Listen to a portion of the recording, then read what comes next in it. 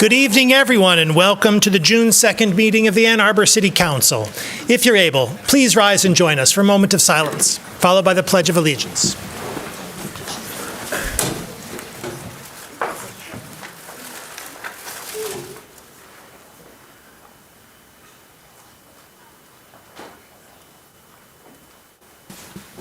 I pledge allegiance to the flag of the United States of America and to the republic for which it stands, one nation, under God, indivisible, with liberty and justice for all.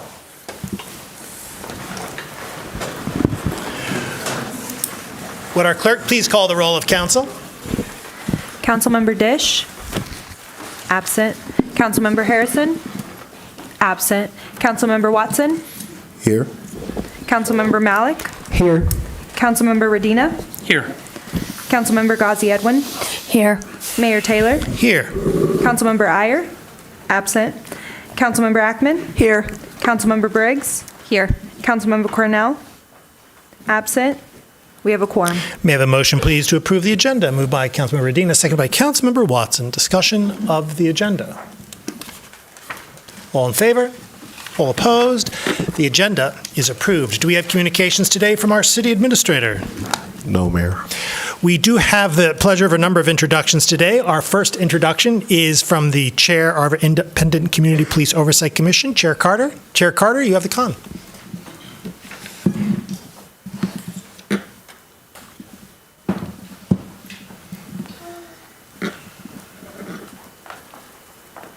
Good evening, Mayor, City Administrator, Council people. It's good to be here with you. We have a bit to report today. We had our first annual Jude Walton Memorial Social Justice Symposium. And we held that, we were so happy to be hosted by Washtenaw Community College. We were just as pleased as could be. We planned between 90 and 100 people, and there were very few chairs, despite the rain. We thought that might keep people away. We were joined by some members of the Police Academy that meets there at Washtenaw Community College. So it was quite a nice affair. Dr. Alexander was a very good speaker, and everyone enjoyed him. Following that, we're talking about having presentations at our regular meetings. Hopefully, again, to get the interest of the community, have people come out. And at our last meeting for this year, which will be June, we don't meet in July or August. So in June, we are planning, we won't be here in council chambers. We're planning to be at one of the libraries, possibly the West Branch. We're not sure yet.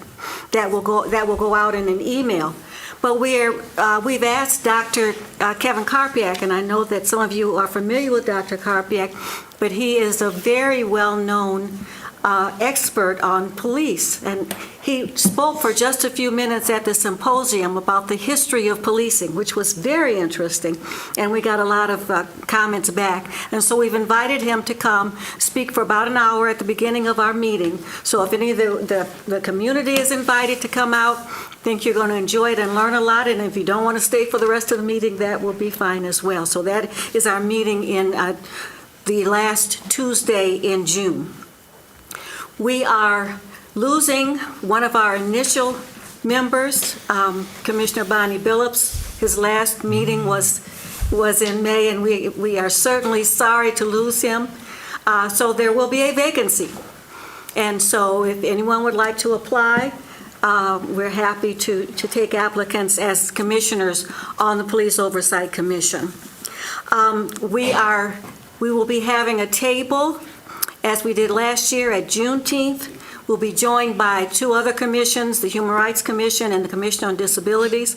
And at that time, we pass out information, and a lot of people are interested in what's going on. We will also have a table at the African American Downtown Festival this coming Saturday. And Juneteenth is the next Saturday on the 14th. And again, we won't be meeting in July and August, so you probably won't hear me again until September. So we continue to review citizen complaints. Of course, we are happy to report we don't have a lot coming in at this time. People have asked, the community came to us and said they wanted the driving equality ordinance, and now there's also a policy where if police stop a person, we had several community members come and say, why did the police just stop us and say, give me your license and registration?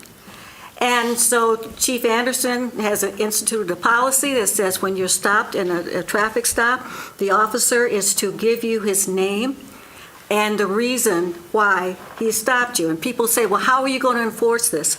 The only way we can enforce it is for citizens to let us know. So hopefully, we're happy not to get any complaints, but I think everyone knows what is supposed to happen, and we are counting on that to happen with our police department. If there are no further questions, if there are no questions, that is all I have for this evening. Thank you very much. Thank you. We now have a proclamation celebrating A20 Week. Dr. Stoltz.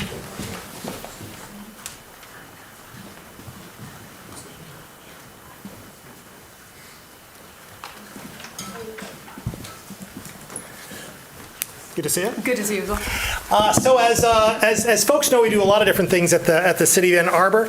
We do a lot of things with the Ann Arbor community. But very few of the things that we do as a municipal organization touch and engage as many folks as A20, as our effort to accomplish community-wide carbon neutrality by 2030. It is something that defines the work that we do here in the municipal organization and infuses the work that so many of our members of the community do as well. And it is, in keeping with the A20 Week, that there'll be all sorts of different events that Dr. Stoltz will in all likelihood tell you about.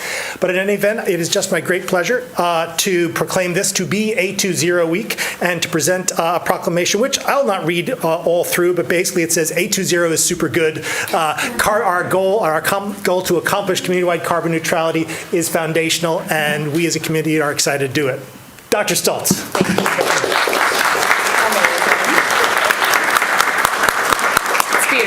Well, thank you so much, Mayor Taylor and members of council, and most importantly, the community, because this is our plan, our goal, our action to be carbon neutral in a just and equitable way by 2030. And 5 years ago today, actually, in the wee hours of the morning, council unanimously adopted this plan.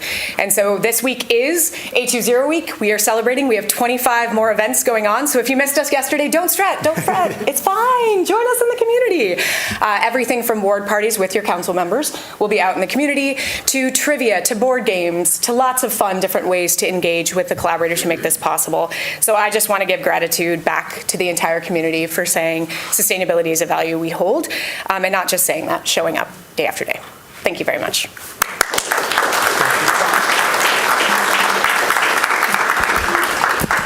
And now I have the pleasure of effecting a proclamation with respect to Pride Month. I know we have some folks. Come on down.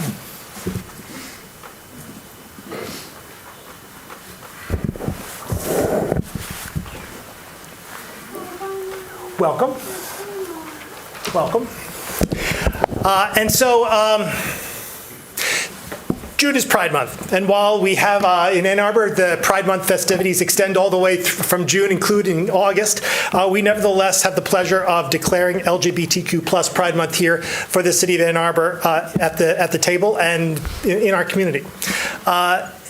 The drive to honor the members of our LGBTQ plus community in Ann Arbor and throughout the country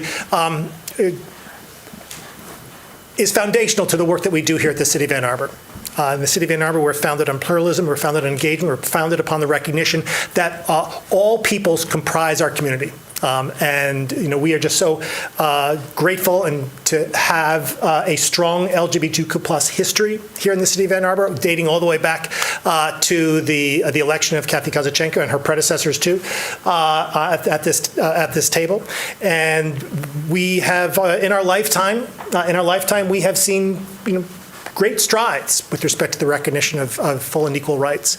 We have also, over the course of that time, and certainly recently, seen retrenchment and seen hostility and an attack. It is part of our effort at the City of Ann Arbor when we declare Pride Month to declare our solidarity with members of the LGBTQ+ community, let them know that they are us, that they are inextricably part of us, and that we would not be the same awesome community without their membership and participation. And so I do want to just read a little bit here because the folks here are from the neutral zone, and whereas we recognize the transformative youth-led work that the neutral zone makes possible, including where LGBTQ+ youth in our community can embrace their power to advance social justice and support one another, finding strength, creativity, and resilience to live as who they are.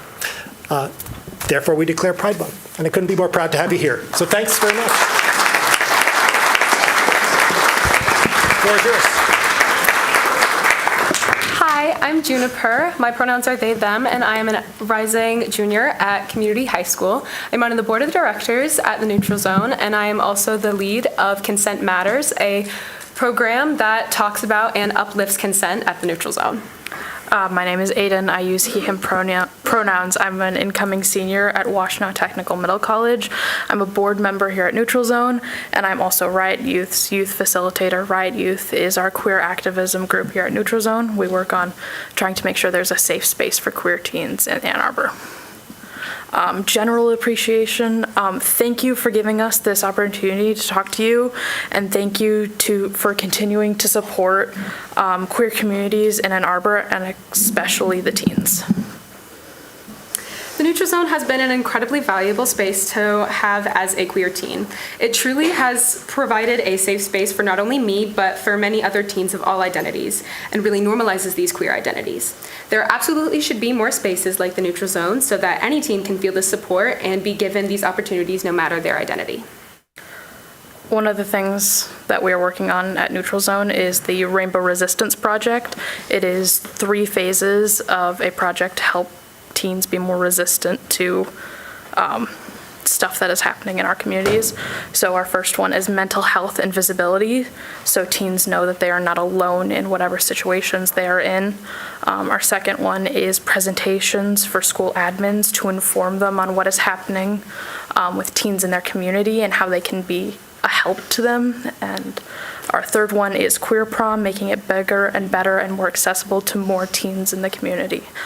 Special thank you for Community Foundation of Southeast Michigan for letting us do this. It is so extremely important to be able to rely on our community members and to be able to have people all over come in and support the work for our most vulnerable populations. Thank you so much for having us, and if you have any questions, you can ask the Neutral Zone in the back.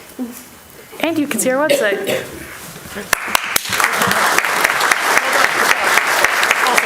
And this is to you guys to take that.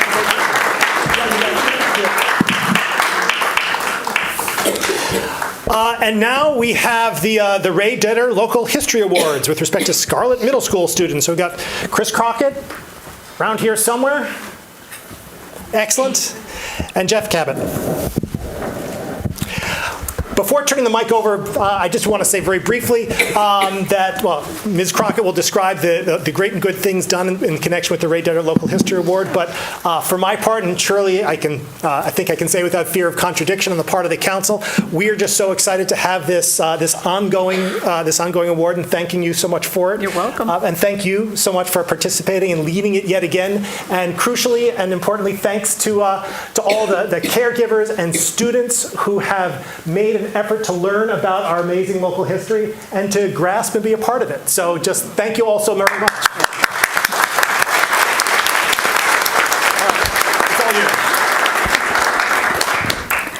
Some of you remember Ray Detter, but a lot of people don't. And someone asked me earlier, who is Ray Detter? And I said, well, he was a brilliant scholar. He was a compelling speaker. He was a party animal.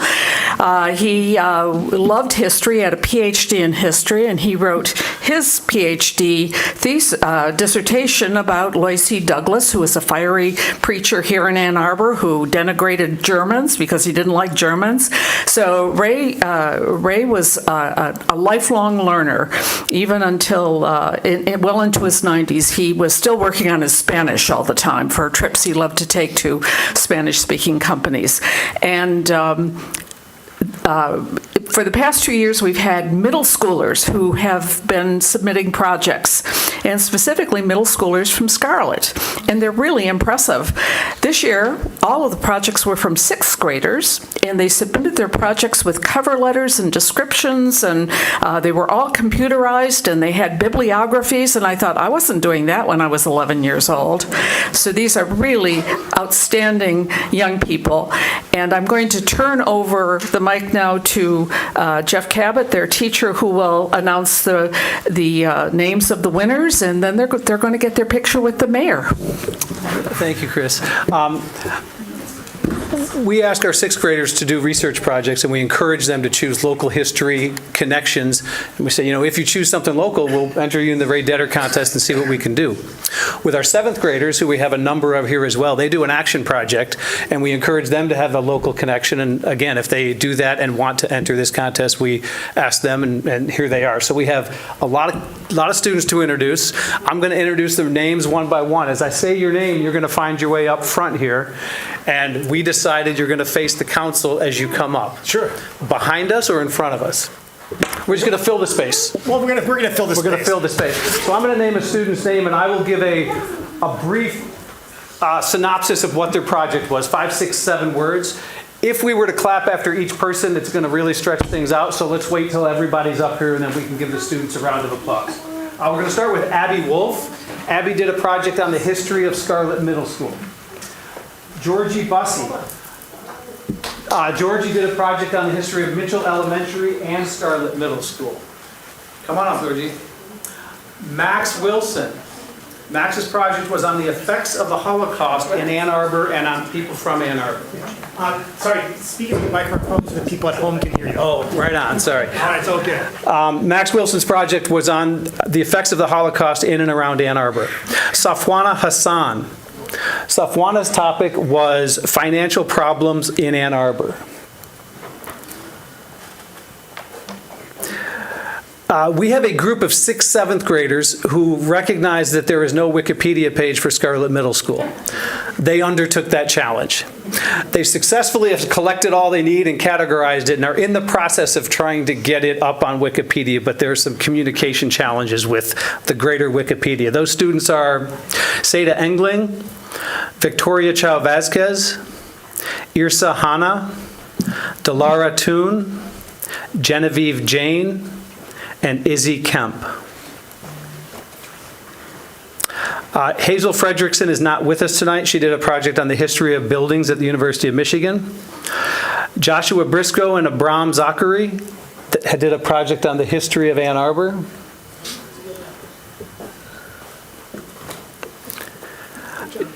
June Graves and Lauren Shaw did a research project on the Thompson & Company restaurant in Depot Town, which led to the Thompson & Company building history in Depot Town.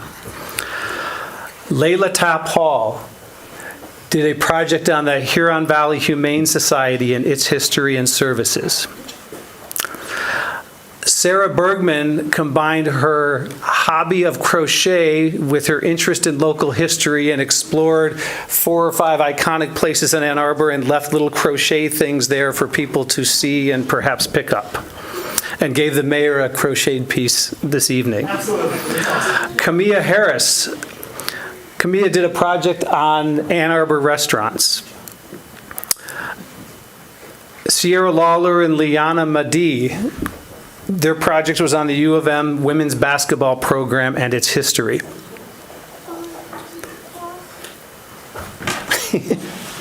Zaylin Goins. Zaylin chose to tell his family's immigration story from its beginning, as far back as he could take it until the various branches came together in Ann Arbor. Abbas El-Mohammed did a research project on the history of Scarlett Middle School. Dayton Nance did a research paper on the history of Ann Arbor. Aidan Sheff. Aidan's topic was Pittsfield Village and the history of Pittsfield Village. Hadiah Harper. Her topic was the history of the Scarlett Mitchell Woods. Riley Bolaños focused on the history of Scarlett Middle School. And Ezekiel Moore. Ezekiel's topic was Ann Arbor and Ypsilanti's historical music past. And I think that's 26 students in front of you right now.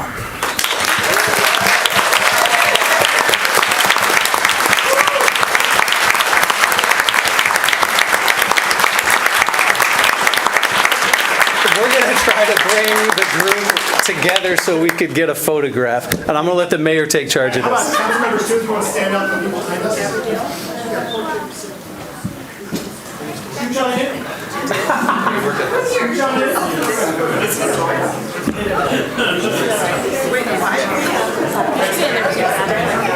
Parents, families, taking your phones out. I'm going to go in there. And then...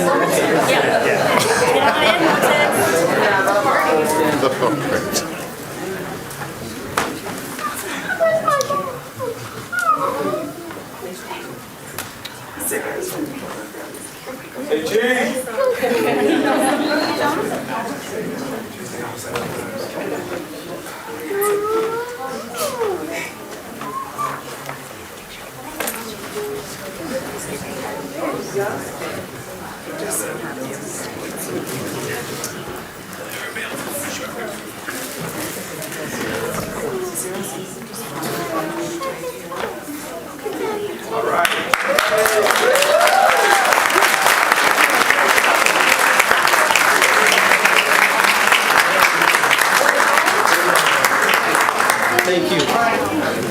If any parent thinks they got the whole group and can email or text us. Point five.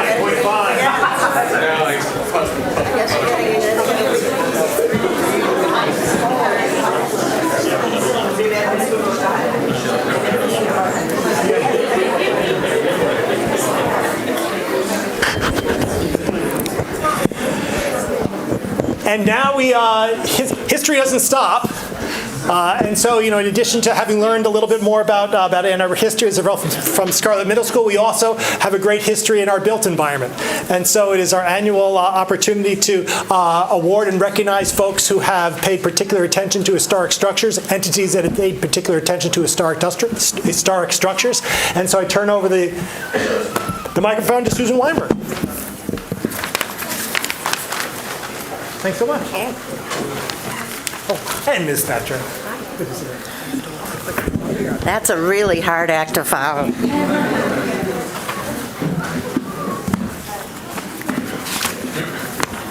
So you're standing there? Yes. Can you hear me?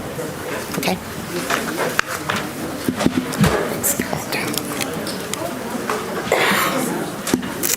Oh, good evening. My name is Susan Weinberg. I'm the chair of the Awards Committee of the Historic District Commission. I want to thank the mayor and city council for again allowing us to present awards for historic preservation. I'd also like to thank the Awards Committee, Fran Wright, Ellen Ramsberg, Kathy Fortner, Tom Stolberg, and Grace Shackman. I'd also like to thank our staff, Jill Thatcher and Mariana Melin Corcoran. And a special thank you to Patricia Austin, who has served on this committee for probably over 25 years and is now stepping down. Our historic buildings surround us everywhere we look, and they provide the link between our past and our present. Our winners tonight show us their pride of place, which they share with the community every day. We thank them for caring for their properties and making Ann Arbor a wonderful place to live and work. Tonight, we are giving awards for preservation, rehabilitation, and anniversary awards. In the interest of time, there will be no applause until the end of the presentation. The winners will then stand and we can applaud, although maybe we could have a picture with the mayor too. And find their certificates are out in the hall. Where's Jill? Oh, you doing it from back there? Yeah. Oh, okay. Preservation awards are given in recognition of superior maintenance of a significant property to preserve its essential historic, cultural, or architectural value for 10 years or more. Our first award goes to Walter Hogan and Wendy Woodworth for their preservation of 520 North State. This Tudor Revival house was built in 1932, first occupied by Dean Hobart, an assistant professor at U of M, and his wife Arletta. It became a rental in the 1950s, but it has been owner-occupied since the 1980s. Its two steep gables and half-timber designs are classic features of the Tudor style. There's also a garage in the same style. Wendy and Walter have lived here for 35 years and have maintained it in beautiful condition. It is located in the Old Fourth Ward Historic District. Thank you, Wendy and Walter. Our second award goes to the City of Ann Arbor Parks and Recreation Department for their preservation of the Huron Hills Golf Course Clubhouse. The course is a beautiful par 67, 18-hole course located along Huron Parkway, adjacent to Gallup Park. Established in 1922, this historic course is noted for its dramatic elevation changes and views of the Huron River. The current clubhouse was built in 1962 in a modern style and designed by the local firm of Kine Lowry, McMullen, Millen Associates, and it cost $37,000 equipped. The 63-year-old clubhouse, a simple design that roofs that float and undulate in a style resembling an Asian pagoda, adds to the course's charm. Thank you, Parks and Rec. Okay, the next award is to the Phi Delta Phi Law Fraternity for their preservation of 502 East Madison in the shadow of South Quad. The Georgian-style building was built for them in 1916, and it is one of a handful of fraternities still occupying their original building. Phi Delta Phi was founded in Ann Arbor in 1869 and is the oldest legal fraternity in the country. Who knew? Photos taken in 1919 by local photographer George Swain show both the exterior and the interior, and that only minor changes have occurred since then. They received a rehabilitation award in 2009, and they're now being presented with a preservation award for maintaining their clubhouse in a beautiful manner. Thank you, Kent Inn of Fid, which is what they call themselves. Next is an award to Morton and Raya Brown for their preservation of 1023 South Forest. It is in the arts and crafts style and is a stuccoed house with traces of the Tudor in the half-timbering in the gable. It was built in 1916 and was the home of Roland Drake, a dentist who also performed with a musical group called Czech Moemegan, a popular band in the 1880s to 1905. In 1939, it became the home of Emil Lorch, the director of the College of Architecture at U of M, when his home on Church Street was demolished to make way for East Quad. Lorch Hall is named after him. Lorch lived in the house until he died in 1963. A big thank you to the Brown family. Next, we go to rehabilitation awards, which are presented to projects that have substantially returned a property to its historic condition. First is an award to Lars Bjorn and myself, moi, for the restoration of the exterior of the rental property. I did not nominate myself, by the way. Once, over a period of 5 years, they removed the asbestos siding. Here's a before and after up there, by the way. It's quite shocking. We removed repaired wood siding and painted it in true Victorian colors. Many thanks go to painter Mike Brown and his crew from Saline. They didn't use 50 shades of gray, but they used 5. This elaborate Queen Anne-style house was built in 1894 for Arthur Brown, a local attorney, Washtenaw County clerk, secretary-treasurer of the Washtenaw Abstract Company. It has all the features of the Queen Anne, including elaborate designs around the windows and the gable, and even a sleeping porch. The house was converted to apartments in the 1940s. It is located in the Old Fourth Ward Historic District. Thank you to my husband and myself. Okay, next we have an award going to Peter Osler and Betsy Williams for their restoration of the exterior of 335 East Catherine. They removed inappropriate aluminum siding to reveal the clapboard beneath, and they had custom wood storm windows made for the house. The house was built in 1907. Its first occupant was J. Royal Sage, a mail carrier, his wife, Maud, their daughter, and Maud's parents. It's pretty, a lot going on there. It was the home of Elmer Worcester and his wife for 40 years, and Peter and Betsy bought it from them. It is also located in the Old Fourth Ward Historic District. Thank you, Betsy and Peter. Okay. The next award goes to David Mitchner and Will Strickland for their home at 1622 Pontiac Trail.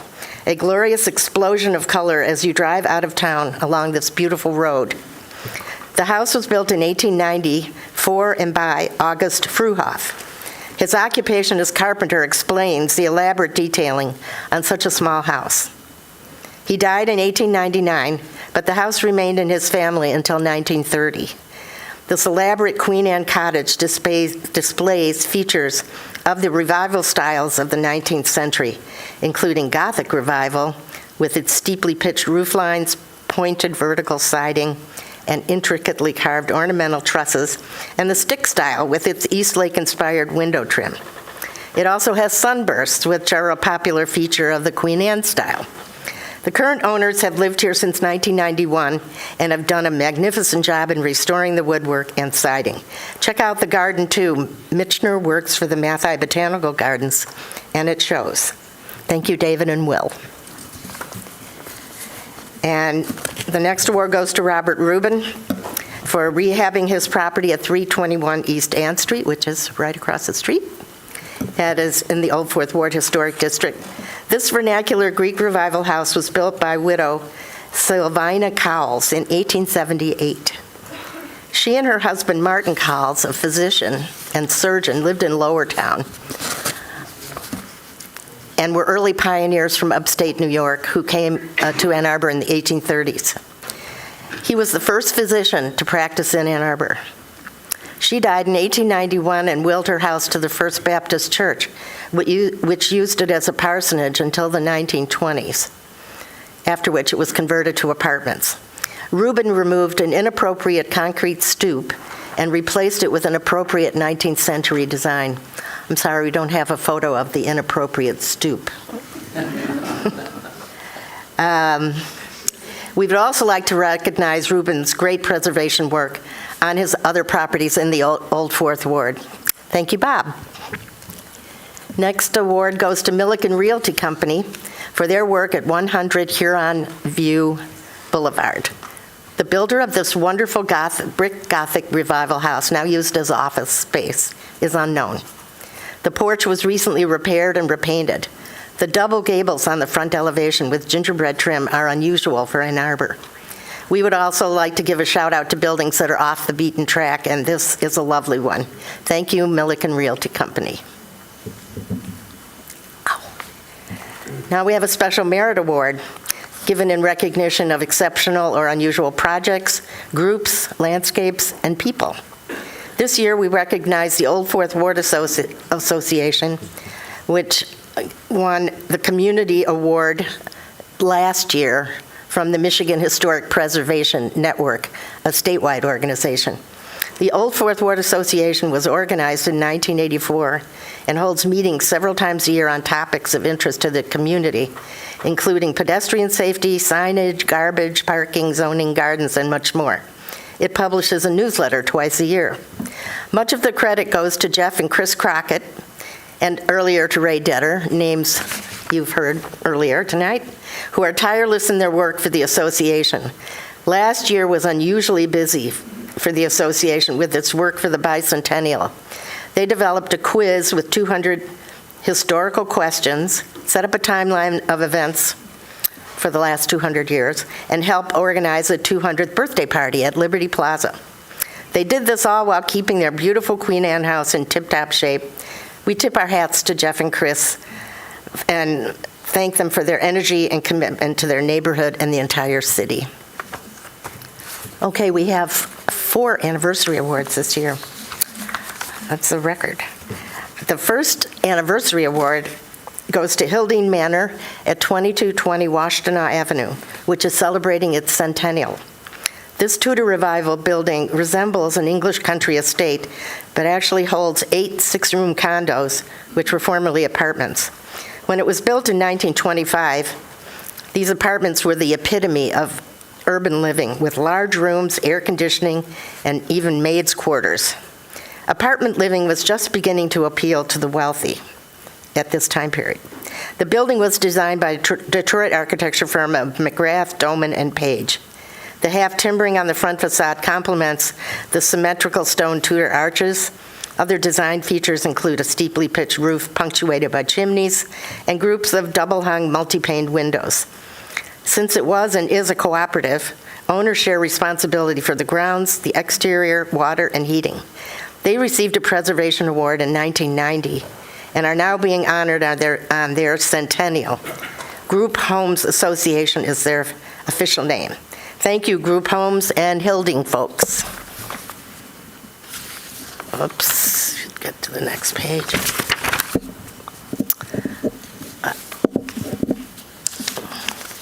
Another Centennial Award is going to the Burns Park Elementary School at 1414 Wells. This year marks the 100th anniversary of the opening of Burns Park School. It was built at the western edge of Burns Park, which itself grew out of the former Washtenaw County Fairgrounds and racetrack, and the oval of trees that still remain mark the site of the racetrack. Burns Park is named after George P. Burns, a professor of botany, who was the first commissioner of the Ann Arbor Parks Commission in 1905. The school was originally called Tappan School, and the name was changed in 1951 because another Tappan School was opened on Stadium Boulevard. Do stuff like that. The building is in a colonial style with a nod to Independence Hall in Philadelphia, and the architects were Bates and Gamble of Toledo. The community celebrated the school's centennial in April with a 1920s jazz band from Community High, a scale model of the school rendered as a cake, and a PTO presentation of a bronze centennial bell, which originally graced a 19th century logging locomotive. This is a quote: "In an age when so much is digital and ephemeral, we wanted to give the school an enduring gift that will ring for another 100 years," said John Pollock, a PTO volunteer who helped organize the centennial celebration. Quinn Evans Architects will begin to work on a major renovation in 2027. Congrats to everyone who worked on this. Next, we have St. Mary's Student Chapel at 331 Thompson Street. This year, the chapel celebrates 100 years in its Art Deco building designed by U of M architecture professor Albert J.J. Rousseau. This unusual Roman Catholic church was dedicated in 1925 to serve students at the University of Michigan. Despite being trained in France in the Beaux-Arts style, Rousseau had a modernist streak. The sculpted stone crosses on the exterior are a good example of the Art Deco style. The theme of the parish's centennial celebration is, quote, 100 years of faith, celebrating our past, embracing our future. We are the church, all are welcome, all belong, unquote. For more than 100 years, St. Mary's has been a vital spiritual home for Catholics at U of M and throughout the area, and has been especially welcoming to immigrants and the LGBTQ community. Congratulations to all of them. What am I looking at? Next, we are the University of Michigan School of Dentistry is celebrating its 150th year.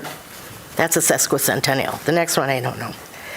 UM played a pioneering role in dental education as the country's first public university to start a school of dentistry.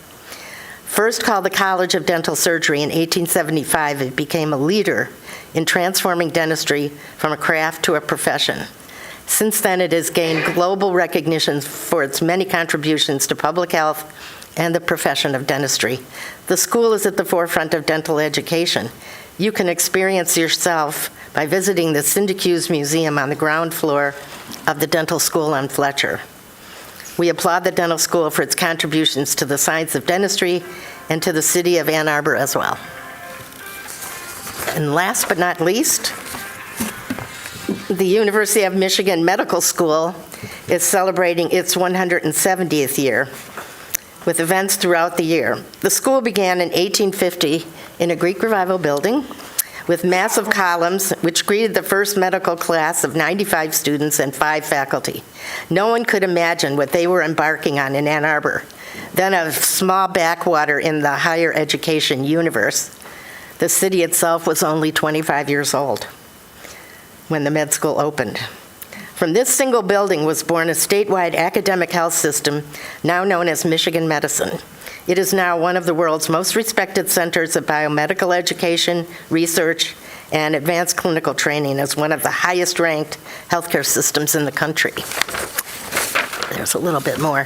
The school will celebrate important events in its history, including the announcement of the Salk vaccine, polio vaccine, the early admission of women to a medical school, and the first to open a teaching hospital in the United States, in an exhibit at the Simpson Memorial Institute on Observatory, which is celebrating its centennial.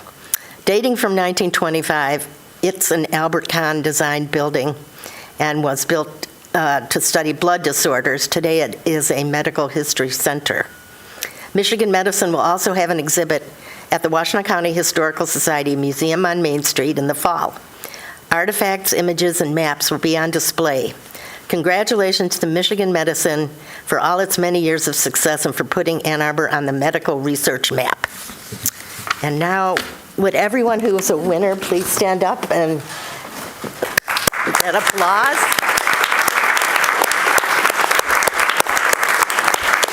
Can we get a picture with you? We're going to get a picture too. Absolutely. Those kids, they don't, we're as good as those kids. Where would you like? Like where they were. All right. Same idea? Jill, can you take a picture? Yep, I can take a picture. Thank you.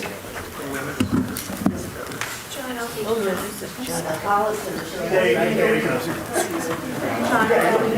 Let's go to the other side. Find our proper place back here. See all the winners. Okay,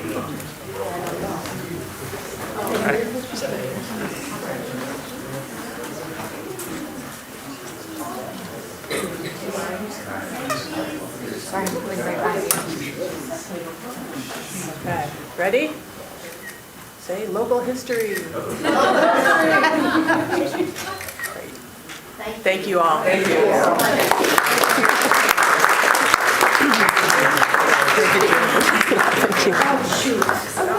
Thank you so much. Now off to our card.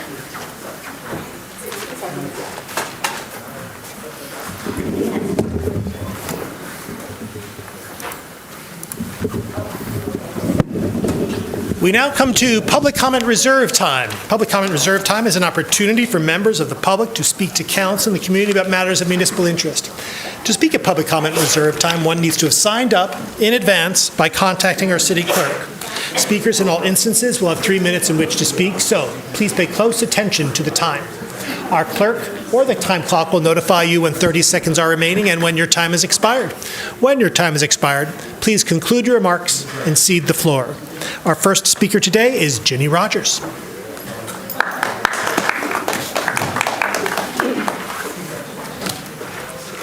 Hi, thank you. I'm Ginny Rogers. I am a longtime Ann Arbor resident, and I'm deeply concerned about climate change. I appreciate the terrific work the city is doing to reach our 820 goals, and I'm so grateful that we have a Department of Sustainability led by the amazing Missy Stoltz. And I'm looking forward to many of the 820 week activities this week. One of the items proposed in the original A20 plan, which was passed 5 years ago by this body, was a green rental housing ordinance to facilitate decarbonization of rental housing within the city, which makes up more than half of our housing units. The goal in the original plan was to have the ordinance in place by 2022. So this ordinance has been a long time in the making and is long overdue. I'm really excited to see that it is finally before you all today.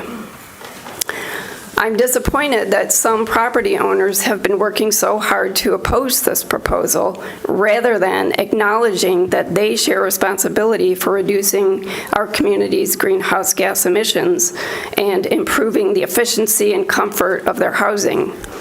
Because there are a huge variety of ways that property owners can achieve compliance, many of which are very modest and no or low cost, it's not plausible to me that this measure will cause rents to increase. In my understanding, there are many resources being provided that will assist property owners with the process of meeting the requirements of the ordinance. So I urge you to vote in favor of the green rental housing ordinance and to not amend it in ways that will delay or weaken it. Thank you very much. Thank you. Our next speaker is Larry Yunk.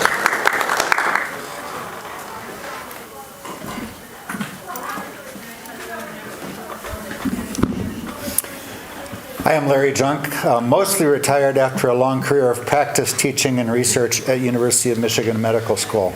I live in Ward 3. I'm here to speak in favor of the green rental housing ordinance. On November 4th, 2019, I was the first speaker right here to speak before this council in support of establishing the goal of citywide carbon neutrality by 2030. That resolution was passed unanimously by this council. Since that time, the excellent A20 plan has been established, an outstanding team has been put to work, and partial funding has been approved by the council and by voters. We all need to pull together to meet this important carbon neutrality goal. I'm especially motivated by the health problems caused by burning fossil fuels. Air pollution is now the second leading cause of death, accounting for more than 10% of deaths worldwide, and several thousand deaths each year in Michigan. Because of air pollution from our burning of fossil fuels, we are all at increased risk of death or disability from heart disease, stroke, lung disease, pneumonia, and cancer. For our children, this pollution contributes to low birth weight, asthma, autism, and other problems. The green rental housing ordinance is a modest step. Landlords will find that they can... Landlords will find... Ma'am, my apologies. Landlords will find that they already satisfy many items on the checklist and that other items have no associated costs, such as holding a renter sustainability session once a year, conducting a free home energy assessment with development of a plan, and allowing clotheslines.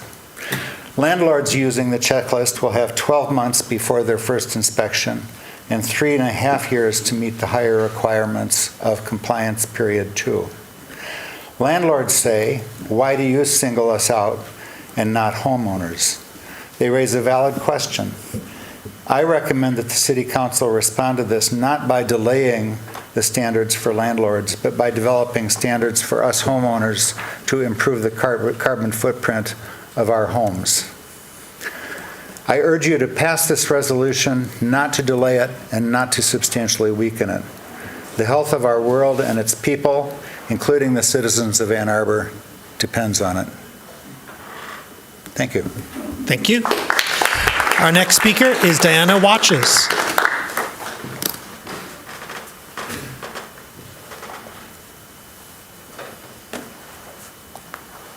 Diana Watches.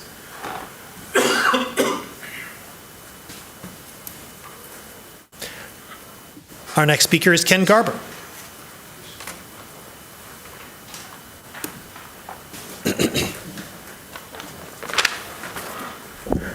Thanks, Mayor Taylor. Ken Garber, 2nd Ward. If Larry Junk was the first person to speak to you on June 1st, 2020 about A20, I think I was the second. And we're 5 years in. Really, like Jenny Rogers, I'm looking forward to the 820 week activities. But I have some hard facts for you. Citywide emissions in 2023 were 1.93 million metric tons CO2 equivalent, down only slightly from 2019. We don't even count Scope 3 emissions from supply chain and personal consumption. We still need a community conversation around offsets, which I oppose. But there is now open talk about extending the 2030 deadline. That won't solve the problem. True, several 820 programs were delayed. State-level changes haven't happened. Federal grants could be canceled. But the problem goes deeper. The plan rests on a fundamentally flawed premise that targeted subsidies, bulk buys, infrastructure changes, and some mild regulation can change behavior. For example, bike lanes haven't reduced vehicle miles traveled. Vehicle trips within the city are up 3 years in a row. Bus trips are down from 2019.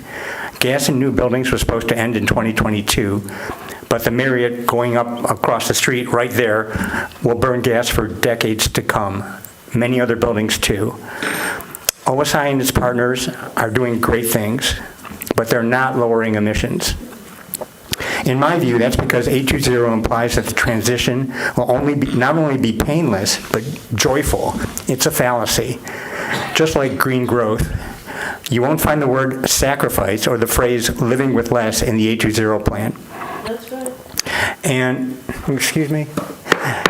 And because we failed for so long, rich countries and cities now need double-digit emission cuts every year to hit the 2-degree Paris target.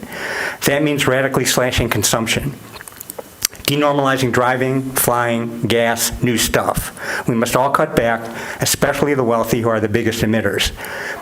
But there are no checks on consumption. EVs, I'm sorry, are not a climate solution. Transit is. Even our weak green rental housing ordinance, which you'll consider tonight, gets pushed back from landlords because they take no responsibility for climate change. None of us do, really.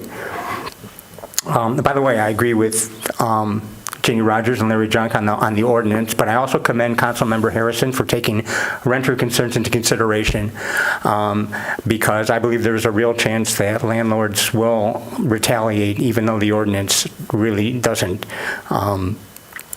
justify that. But back to 820, we don't really even know our impact. That Marriott will emit 153 metric tons CO2 each year. Round-trip flight to Germany, 6.7 tons per person. My rented condo leaked 5.4 tons last year. OSI's view is that people shut down at negative stories. Maybe, but it's about accountability. Right now, there is none. So the climate doesn't care about carbon neutrality goals. It only cares about the raw physics, the molecules of CO2 and other greenhouse gases in the atmosphere. And there we're failing. I think we need to change our approach. Thank you. Our next speaker is Chuck Green. You need to consume less Chuck and throw Green. less bombs on people. That's what you need to do. Our next speaker is Chuck Green. Point of inquiry, Mr. Mayor. Point of inquiry. Yes. How many repeated disruptions are we going to allow from a single member of the audience before we ask her to leave the meeting? I'm leaving. Don't worry about it. Sit here and do nothing as you have been all these years. Our next speaker is Chuck Green. Our next speaker is Henry Herskovitz.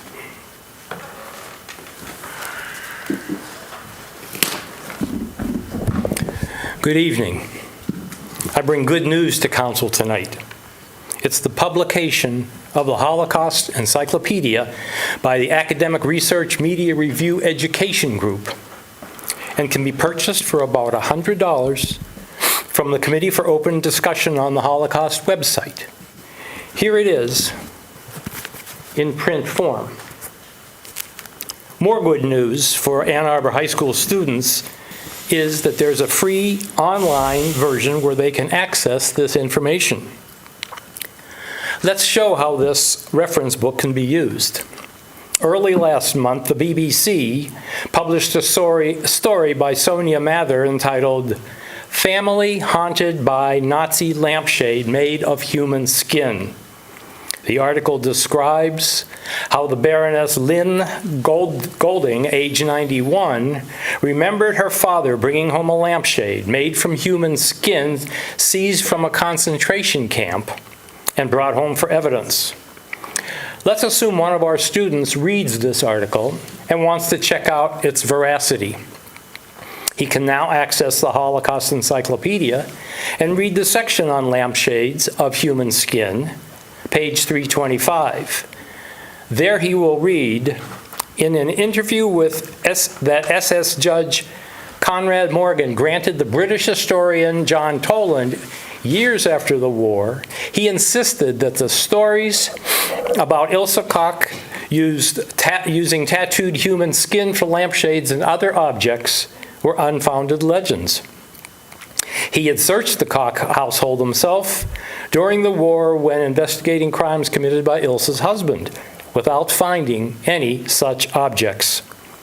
In addition, our student further reads, according to the statements of General Clay of the U.S. Army, the alleged human skin lampshades are supposed to have consisted of goat skin.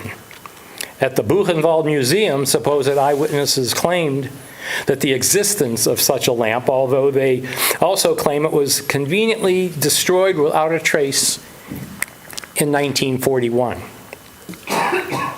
All other objects found later were either made of synthetic leather, animal leather, textile, or cardboard. This encyclopedia will help our students differentiate between unsupported allegations and facts. I thank you. Our next speaker is Rhea Chappell.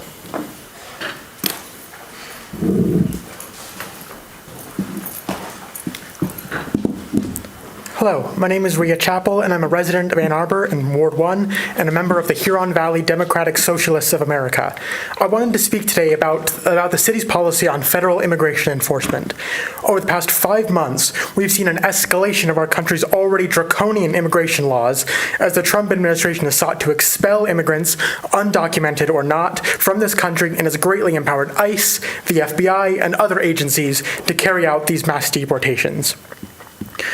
Already, they've come into our community to conduct raids, request access to civic records, and more. In northern Michigan, ICE has contracted a private company to open one of the largest detention centers in the nation to be able to speed up their deportations. This can only mean that ICE will become more and more active in our community. It is far past the time when the city must stand up to these authoritarian overreaches and put a stop to any collaboration with the Trump administration in carrying out these deportations. City Council must take action to make sure that the City of Ann Arbor will not collaborate with ICE, and this can be prevented, and this can be done through preventing, this collaboration can be prevented through restrictions on 3 things. First, no city funding for federal immigration efforts. 287G agreements, which deputize local law enforcement to act as federal immigration agents, are funded entirely by local budgets. The city's funds should not be used to give assistance to ICE, terrorizing our community, and to help enforce the Trump administration's immigration agenda. Number 2, no assistance to ICE to detain beyond release. Our law enforcement agencies must not hold individuals beyond their release date for the purpose of aiding ICE in taking that person into federal custody. This is blatantly unconstitutional and not only harms the relationship between police and the public, but puts Ann Arbor law enforcement agencies at legal risk. And number 3, no joint enforcements and information sharing with ICE or DHS. The City of Ann Arbor must not work alongside ICE and DHS in any way. Any support, coordination, or capitulation to ICE is a betrayal to the values of our city and to our community members. Now is not the time for preemptive acquiescence. We must all be willing to stand up to these authoritarian attempts to divide our communities and rip people away from their families, friends, coworkers, and neighbors. This moment demands bravery and boldness. It's time to show it. Thank you. Thank you. Our next speaker is Jake Bauer. Jake Bauer.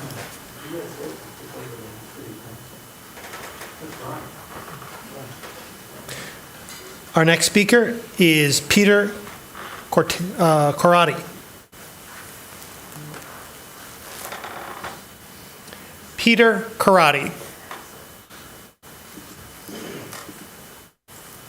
Our next speaker is Mojan Savabiasafani. Ann Arbor, don't be fooled. This A20 is a gimmick.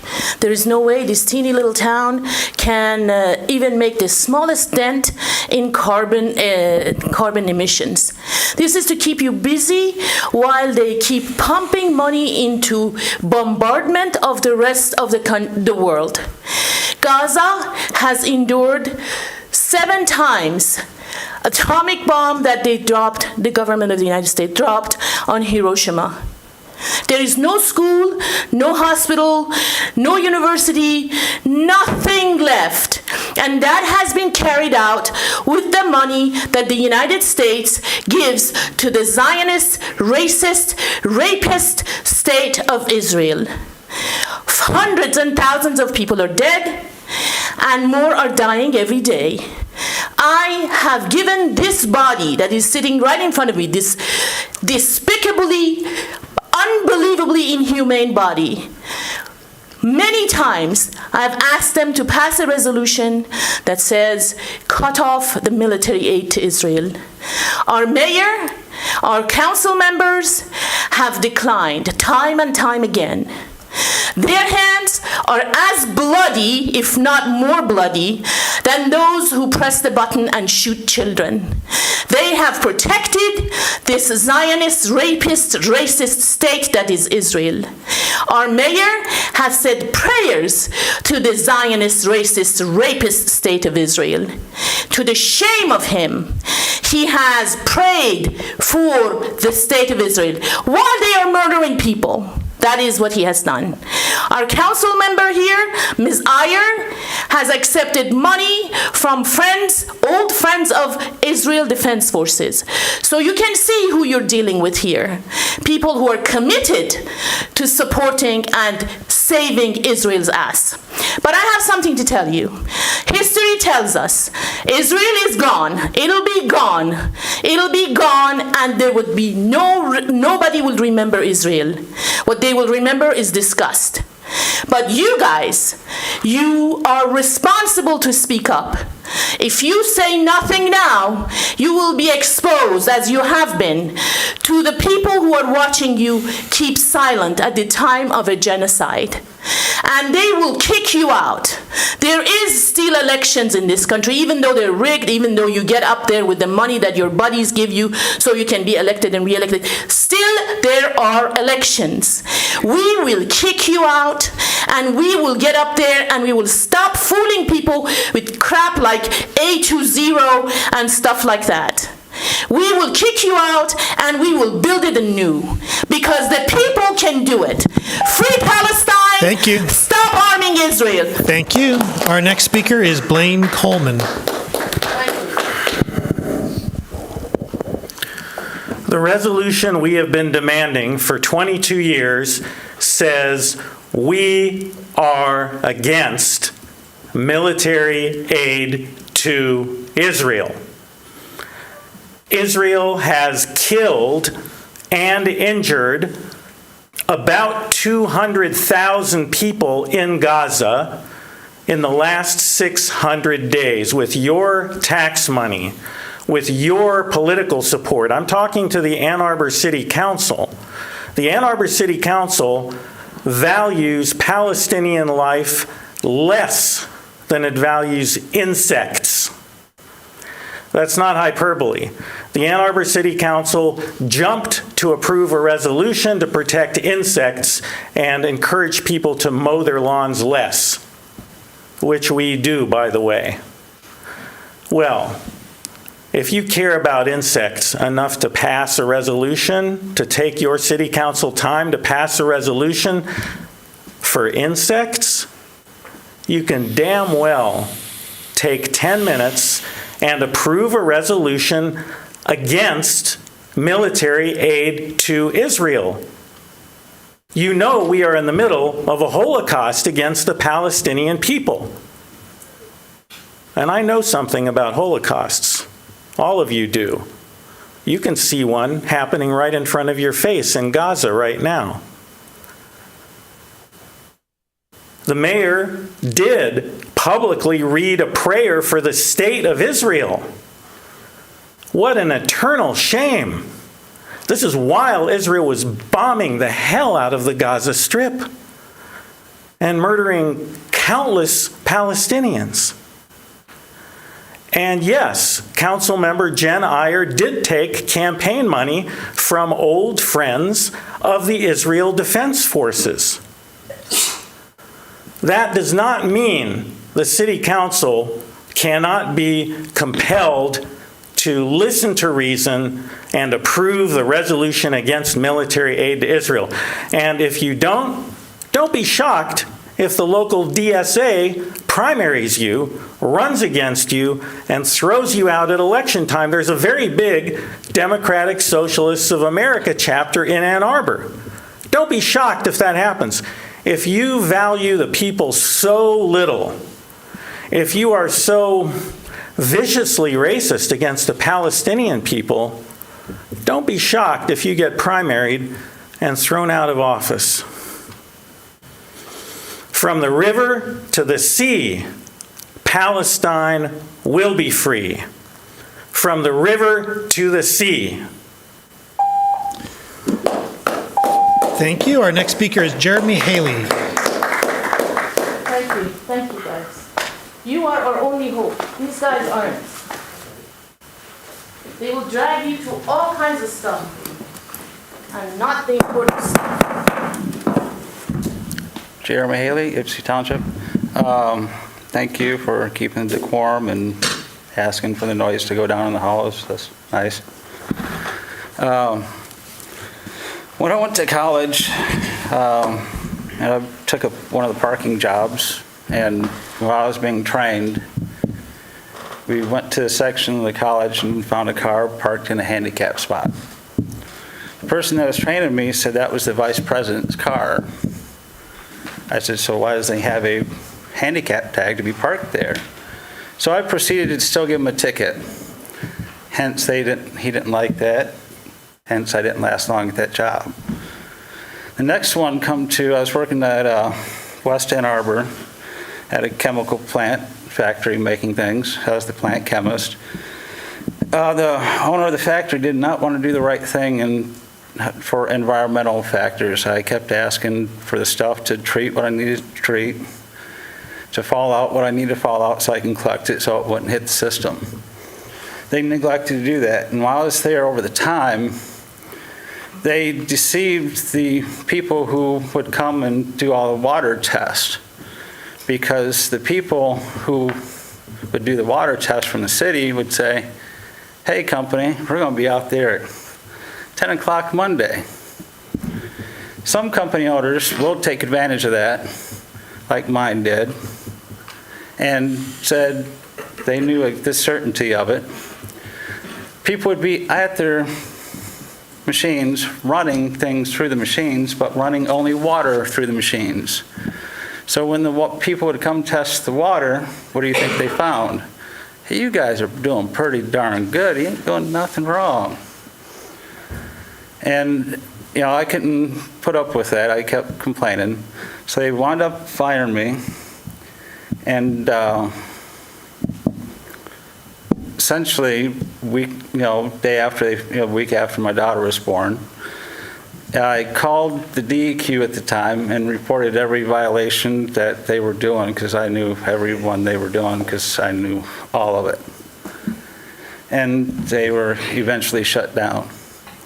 And the second one come to working at WCC, went to a college board meeting in 2007 to speak about some financial stuff. The president of the college came to me before the board meeting and asked me to speak to him privately before not speaking.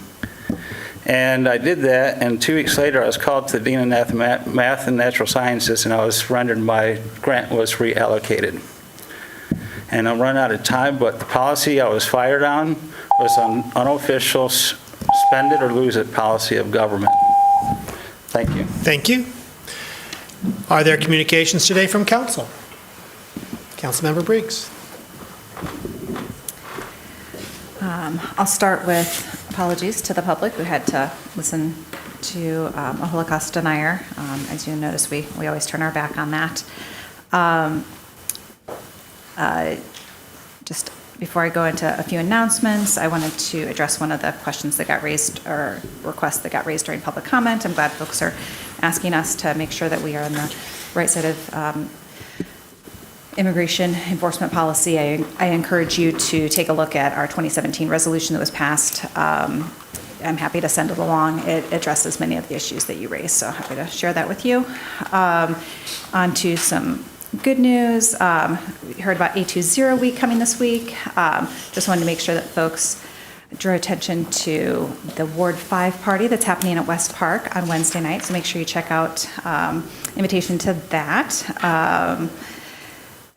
On the city's Engage website, I encourage folks to take advantage of filling out the 2025 annual transportation survey, and I expect that next week the Ann Arbor's the second draft of the Ann Arbor our comprehensive plan will be released, so keep your eyes tuned out on the lookout for that. And then finally, just wanted to say thanks to City, both Councilmember Ackman and I attended the National Association of City Transportation Officials, NACTO conference in DC this last week.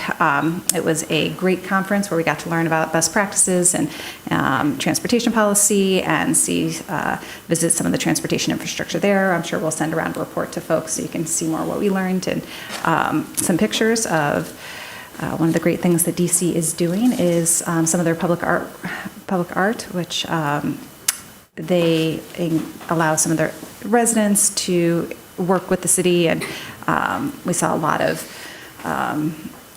of pride demonstrated within the infrastructure for Pride Month, with both bike lanes and on infrastructure across town. So that was great to see. Councilmember Harrison. Thank you, Mayor. I just wanted to, in celebration of A20 week, I wanted to let everyone know that Ward 1, the Ward 1 A20 ward party will be this Friday, June 6th at Leslie Park from 5:30 to 7:30. So come on and celebrate with us. Thank you. Councilmember Watson. Joining the chorus here, but the Ward 2 A20 party will be tomorrow, Tuesday, June 3rd from 5:30 to 7:30 at Glacier Highlands Park. Join the Office of Sustainability and Innovation staff, your Ward 2 council members, members of the community, and Veg Michigan to get to know your neighbors, eat plant-based treats, and get to know and celebrate A20 climate work. There will also be a neighborhood clothing swap as part of the ward party, and it's a perfect way to give your gently used clothing a new home instead of sending it to the landfill.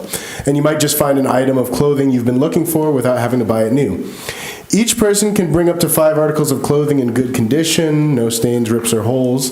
But you may also take 5 articles of clothing from the swap, and you can take clothing without bringing anything, or bring clothing without taking anything. So I'd like to extend my thanks to Dr. Stoltz and the Office of Sustainability and Innovation staff for putting this all together, and I hope to see you tomorrow.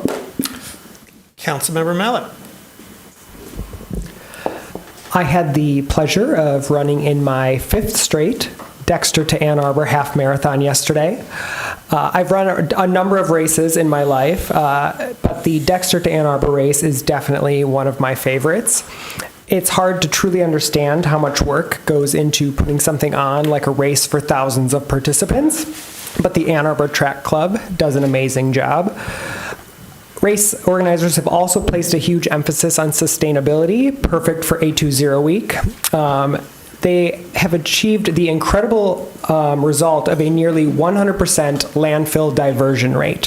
For instance, after the 2023 race that included over 3,000 participants, organizers landfilled only 15.6 pounds of waste, while the remaining 1,000 plus pounds of waste was composted or recycled. I want to give a shout out to the many collaborators and partners that helped put on the event, including our very own Ann Arbor Police Department and Office of Sustainability and Innovation. A great event, and I look forward to participating again next year. Next, happy Pride Month. For me, Pride Month is special. I came out as gay over 15 years ago. At that time, it was a pretty scary and radical thing to do in rural Wisconsin. However, I was, and still am, one of the lucky ones in that my family and friends were nothing but loving and supportive.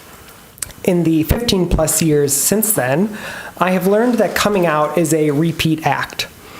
I come out every time I refer to my husband. I come out every time I hold his hand in public. I come out every day. And while it's still not easy, even in a welcoming city like Ann Arbor, I've gotten better at coming out day after day. One reason for this, celebrating Pride each year has given me renewed confidence and strength to live more authentically, to act a little gayer, and to view my difference as a strength rather than an aberration. So yes, celebrating Pride is still important after all these years, even to me. If Pride can still mean that much to me, a happy, married, adult member of the LGBT community, imagine what it means to the average young person today, wondering why they too are different. Progress never stops, especially when it comes to equality and acceptance. I want to thank my colleagues for the Pride Month proclamation earlier, and thank our community for what is surely to be a happy and prideful celebration this month. Thank you. Councilmember Adina. Thank you. First and foremost, I too want to wish everyone a happy Pride. Thank you, Mayor, for the proclamation, the Pride proclamation earlier, and to the team leaders, Juniper and Aiden, who accepted the proclamation this evening, especially since I also understand that it is finals week and they were rushing back out of here to continue studying. With queer people, especially our trans neighbors, under renewed and relentless attack, not just from the Trump administration, but from Republican-led governments around the country, it is more important than ever that we take these moments to celebrate with one another, but also to stand united and recommit to fighting for equal rights and justice for all members of our community. From things like criminalizing healthcare decisions and legalizing discriminations in schools and public facilities to federally defunding teen suicide prevention and crisis hotlines, it is not a surprise that up to 90% of LGBTQ young people report that recent politics have negatively impacted their mental health and well-being. That's why it's especially important that we continue to uplift LGBTQ youth in our community and continue to provide support where we can, and to support organizations like Neutral Zone, who give queer teens a space to be themselves, to support one another, and to grow as leaders. As my dear friend, the late Jim Toy, used to say, we are climbing the mountain of justice hand in hand. Even as bigotry and hate are resurgent in today's politics, we must continue climbing together, and I am proud that Ann Arbor is helping to lead the way. Additionally, we have 3 upcoming events that I will share coming up in Ward 3. This Thursday, June 5th, from 5 to 7 p.m. at the Ann Arbor Senior Center, Councilmember Watson and I will join County Commissioners LaBar, Robbie, and Scott for a town hall on the older adults millage.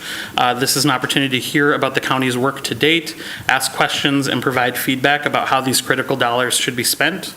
On Saturday, June 7th, from noon to 2 p.m., Ward 3 will host its A20 Week party at Arbor Oaks Park in the Bryant neighborhood. We hope you'll swing by. And next Monday, June 9th, from 5 to 6:30 p.m., Councilmember Ghazi Edwin, the mayor, and I will be hosting a conversation about the comprehensive land use plan with City Planner Michelle Bennett, again at the Ann Arbor Senior Center. And then finally, for fans of the Ann Arbor District Library's summer game, the game starts again on June 11th, and I will be working with the library, and we have the director here with us this evening, to provide a summer game code at the start of each council meeting throughout the summer. So please tune in, and happy playing. Councilmember Iyer. Thank you. Last week I had the opportunity to help represent Ann Arbor at the Mackinac Policy Conference along with Mayor Taylor and my colleagues Redina and Malik and City Administrator Dahoney. For those who aren't aware, Mackinac Policy Conference is one of the most important statewide gatherings of policymakers, business leaders, and advocacy organizations. And being present really helps allow us to build relationships, to raise our profile among decision makers, to talk about what we're doing in Ann Arbor, and to learn from other leaders in other communities who are facing similar challenges. This is part of an ongoing and concerted effort on our part since the 2020s took office to really raise the profile of Ann Arbor among state leaders and move us away from some stereotypes that had existed about Ann Arbor, and have our goals and our policy goals and our needs and our funding needs really taken seriously. And so we, for the first time, held our own Ann Arbor reception, and it was well attended, and I look forward to building on that in the future. But I'm pleased to report that a lot of really important conversations were had, and work was done on behalf of city residents. Thank you. Councilmember Ackman. Thank you, Mayor. I would like to invite people to the A20 Ward 4 party that's going to be at Lawton Park on Thursday, June 5th from 5:30 to 7:30, and I hope to see you there. Further communication from council. I'd like to recommend the following nominations for your consideration to the Ann Arbor Area Transportation Authority Board: Pravina Ramaswamy, and to present for consideration at the next meeting, resolution to appoint Mark Holtz to the Economic Development Corporation Board as a non-registered elector. We now have before us the consent agenda. May I have a motion, please, to approve the consent agenda? Moved by Councilmember Watson, seconded by Councilmember Gaziasu-Egwin. Discussion of the consent agenda.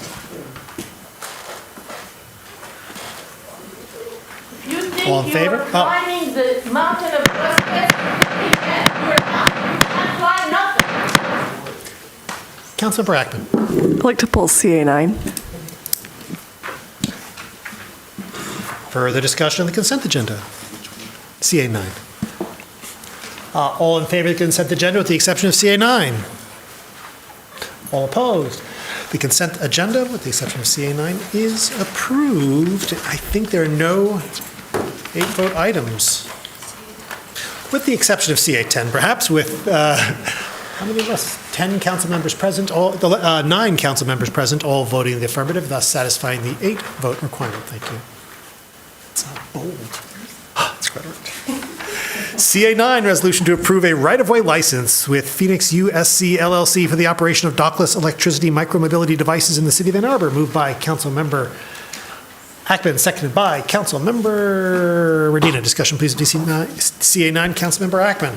Hi, I suppose I could have just done this during discussion, but mainly I wanted to pull this because you might recall that we considered the renewal of this agreement a year ago, so June of 2024. We entered into a shorter term agreement at that time with renewal periods done administratively to give the City Attorney's Office a chance to negotiate new terms on the contract that were consistent with some safety measures as well as public nuisance measures. And so this is a contract with what's branded as Spin, but now known as Phoenix, and it's to continue operating the dockless electric scooters and the e-bikes. The changes that were included are, like I said, related to safety and nuisance behavior. So for device parking, this agreement adds rider accountability by requiring users to upload a photo after parking, and it provides incentives for preferred parking, and it will regularly report this information to the city. It requires a public-facing system to report abandoned or misparked devices, meaning that it will not rely on A2 Fix-It. In handling improper parking reports, it mandates that Spin takes action within 24 hours of receiving a report. It introduces Safe Start or an equivalent, which is an in-app sobriety check for late-night riders. It requires at least one in-person safety education event during the license term. It also introduces a helmet discount program to promote rider safety. This is something that I saw when I was in DC with one of their competitors. If you take a photo photo of yourself with a helmet on, you get a discounted rate. And it also requires quarterly reports on rider injuries, including incident details, device involved, and any other parties affected. So I'm really grateful for staff for all of the changes that they were able to make, and I'm looking forward to approving this tonight. Further discussion? All in favor? Opposed? It is approved.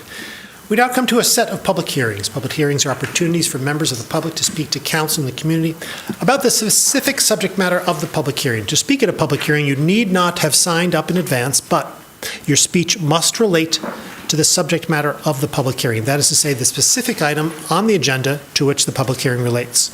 Speakers in all instances will have 3 minutes in which to speak, so please pay close attention to the time. Our clerk or the time clock will notify you when 30 seconds are remaining and when your time has expired. When your time has expired, please conclude your remarks and cede the floor. Public hearing number 1, an ordinance to amend Chapter 55, Unified Development Code, rezoning of 3 acres from TWP Township District to PLD Public Land District, Ann Arbor Public Schools, property 3801 Stone School Road. Is there anyone in-house who would like to speak at this public hearing?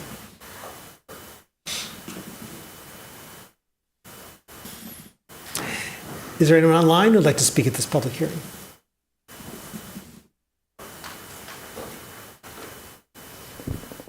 No one with their hand raised.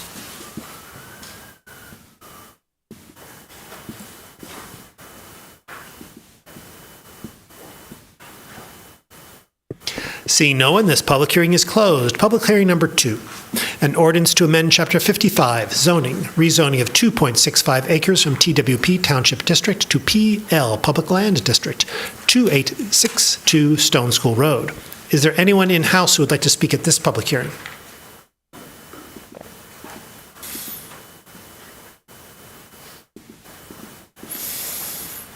Is there anyone online who would like to speak at this public hearing?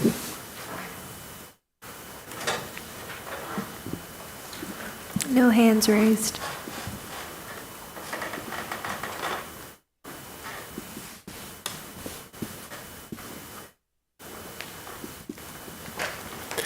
Seeing no one, this public hearing is closed. Public hearing number 3, an ordinance to amend Chapter 55, zoning, rezoning of 9.859 acres from R4A Multifamily Dwelling District to PL Public Land District, Hickory Nature Area Expansion, rezoning 2325 Crystal Way. Is there anyone in-house who would like to speak at this public hearing?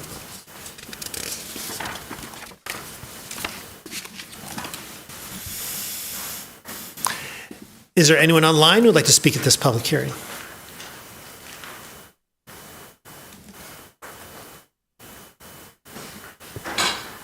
No hands raised.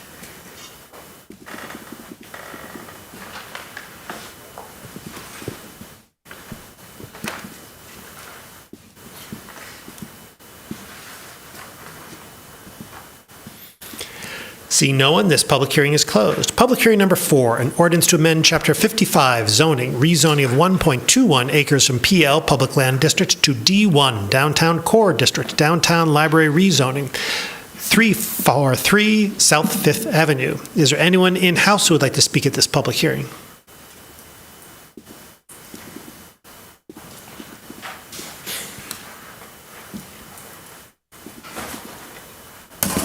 Good evening, Council and Mayor. Ralph McKee, 5th Ward.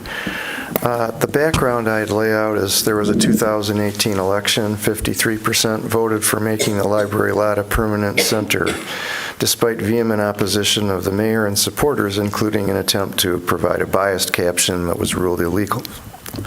For years afterward, those folks have constantly lamented the election results, and many of the supporters have vowed for years to overturn it. The property was supposed to provide big dollars in affordable housing, they said. Some of those folks are currently on the library board. Many others are big donors to the mayor and the Prop A and B campaign. The mayor and council never provided the support typically given to projects and voter initiatives of this sort, like cities in Detroit, Royal Oak, Saline, Chelsea. Frankly, it's always sounded like sour grapes. And now retribution, particularly the bogus attempt to compare it with the skate park, which the city supported with hundreds of thousands, unlike this. Revisionist history. and you would never even sign the memo of understanding, and everyone knows that that's what shows that city support is necessary to draw big donors. Finally, Fournier's memo, Ray, the food trucks, was a classic hatchet job full of disinformation. Sir, the public hearing relates to the zoning of the adjacent parcel. I get that. This is all relevant to that. You might think it isn't. I think it is. Please continue. Fast forward to the November 24th library meeting. There's a big presentation of redesign of the library lot, focused, redesign of the library, not the library lot. It focused totally on on just that owned property, and as to the library lot, the director said, we hadn't analyzed that, we don't own or control it. According to the city administrator's later memo, the director approached the city administrator just right after that and got a meeting to discuss 6 days later. Turns out the public surveys say folks like the library, but they don't necessarily see that it needs what the director said. No shared vision has been in the public at all, other than it looks like the library is just going to be one floor now, smaller than what it is now. None of the amenities glowingly touted in the press release and staff are even in the charter amendment ballot captions. What are we going to get? $1 for a property that was, according to everybody earlier, was $10 million. You arranged the election for mid-year August for low turnout, and finally, this appears to me and to many others in the public as just a bait and switch. And there's very little trust here. Every time we hear this, well, we'll fix the details later. We'll put together a plan later. You can't do that after you sold it. It's gone. And I would suggest that the public trust is not there anymore at all. Thank you. Is there anyone else who'd like to speak at this public hearing?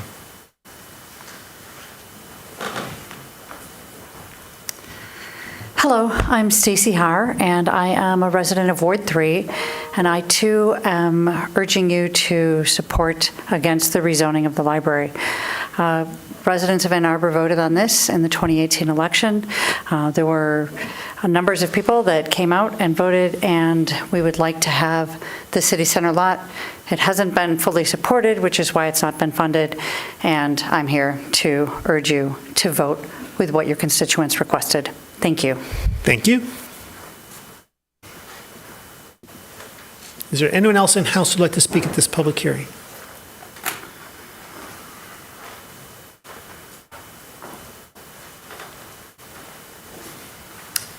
Good evening. I suggest the proposed rezoning is premature. Apparently, the library board aims to diminish its public and governmental functions on its downtown property and become, on that property, a commercial developer and landlord, while retaining enough of a rump library function to prevent the property from reverting to the Ann Arbor Public Schools. The question arises, as a commercial developer and landlord, will the library be treated any differently than any other commercial property owner, including for tax purposes, who pay various taxes to the city, including tax increment transfers to the county, to the schools, and to the library itself? This is the moment, it strikes me, to have this discussion in public and to arrive at or disclose an equitable result.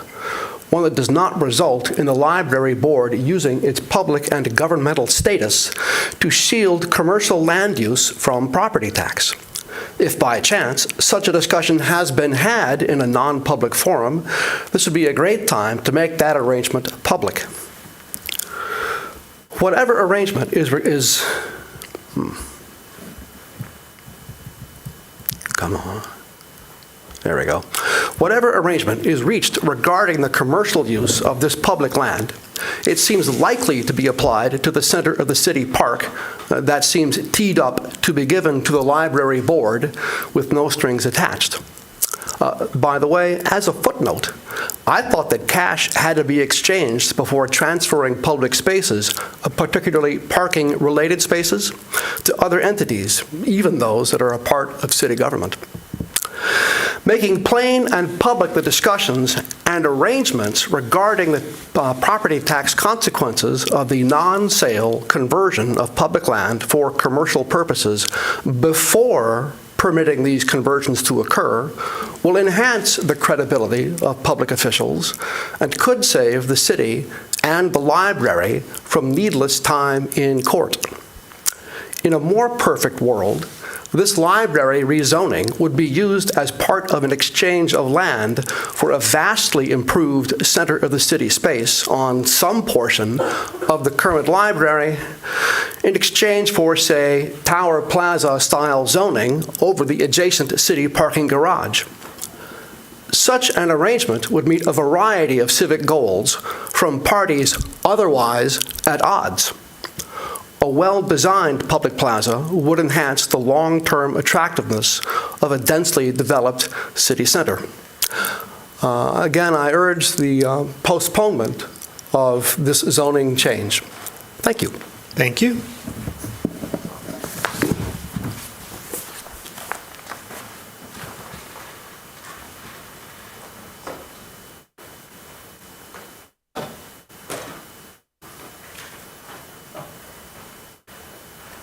I wasn't sure if I should come up or not. I would like to support this rezoning.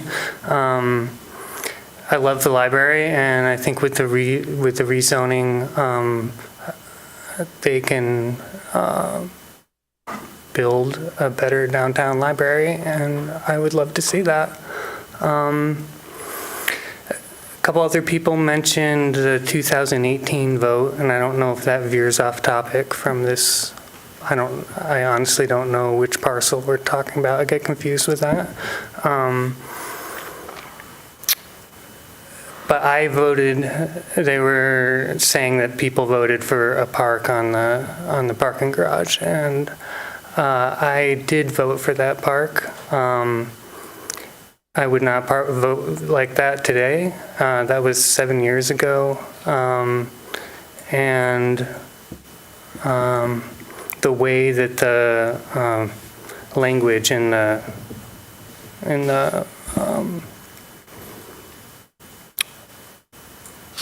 don't know what the word for that is, the proclamation language or whatever it was for voting, was very misleading.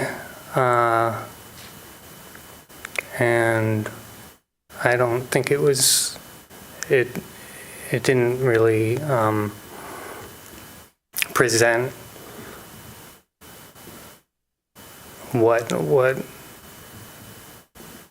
they wanted to do, what they intended for that space. And we've had 7 years since then.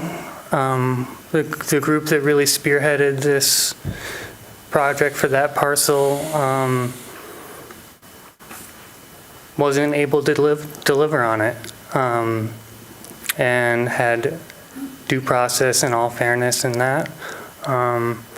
And now I've just heard of the beginnings of plans. The new downtown library, what I know about the library now is it's 3 separate buildings kind of glued together, and there's a lot of infrastructure problems with it due to the age of the buildings, and I'd like there to be a strong downtown library that all residents and non-residents alike can use and enjoy. It's amazing all the things you can get at the library, from puzzles to books to microscopes or musical instruments, and I think it's a great place. Thank you. Is there anyone else in house who would like to speak at this public hearing?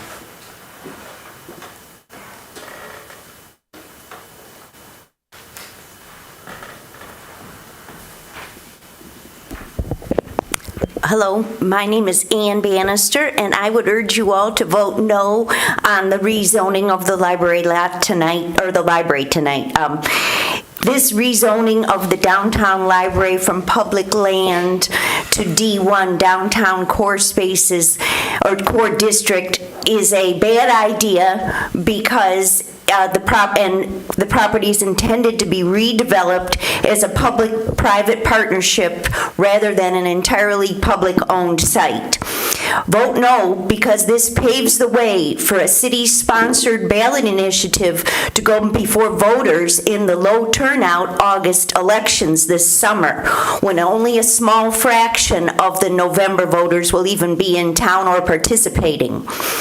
The city's goal here is to reverse the voter-approved November 2018 charter amendment to make the parking lot next to the library into a green civic space in perpetuity rather than a high-rise courtesy of core spaces builders.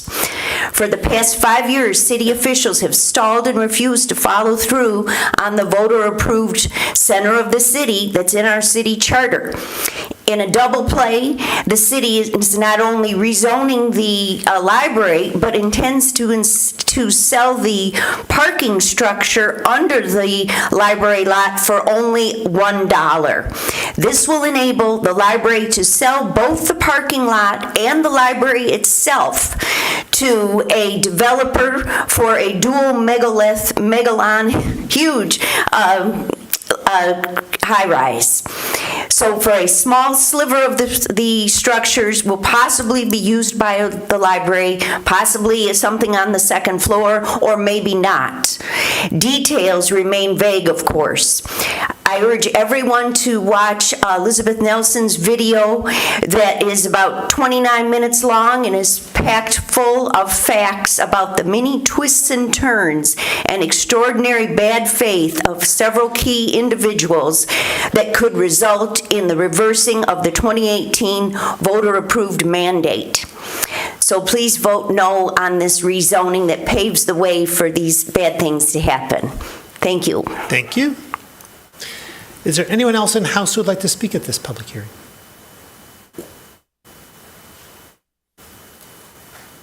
Is there anyone online who would like to speak at this public hearing? Yes. Mark, you can unmute. Hello, this is Mark Skirbo at 2017 Fair Street. I want to start by saying how much I love our public library. Our library system is award-winning, and it absolutely should be. The library hosts, not just books and puzzles and games, but also brings incredible speakers, hosts music concerts, hosts all kinds of programming and community building. People come to the library for storytelling and to engage with one another. And it's an incredible system run by incredible librarians. Unfortunately, as a previous speaker mentioned, the downtown library is 3 different buildings stuffed into a trench coat and all falling apart. And even worse is that not too long ago, Ann Arbor voters decided not to authorize an additional millage to support rebuilding that library.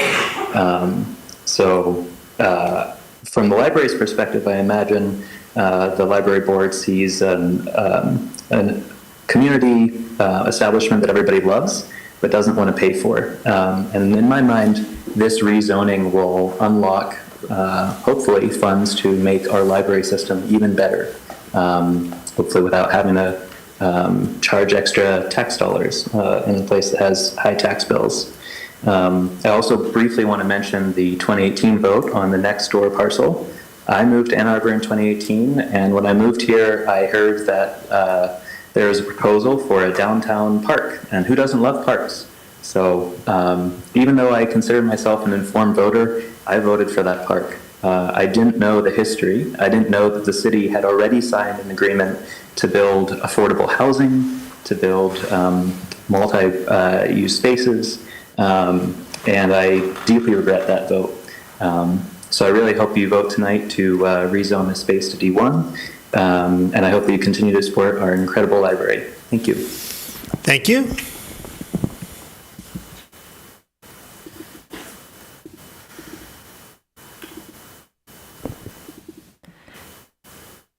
Ergo Elvis, you can speak.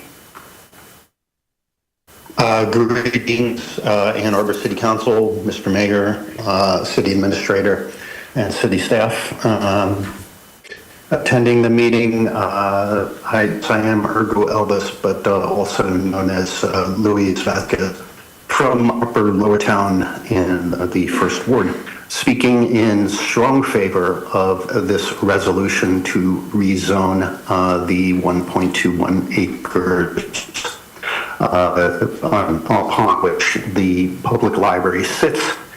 This is long overdue. I'm glad this is happening. I am so excited to see that if proposals A and B pass in August, as I will be voting for in the affirmative, and I urge all of my fellow Ann Arbor citizens to vote yes on proposals A and B in August. I am so excited to see the prospects and the ability for the Ann Arbor District Library to explore public-private partnerships and make the downtown library lot and the rest of that block into something really powerful and exciting and strong for Ann Arbor. So I urge you to vote yes. Thank you very much for your time. Thank you.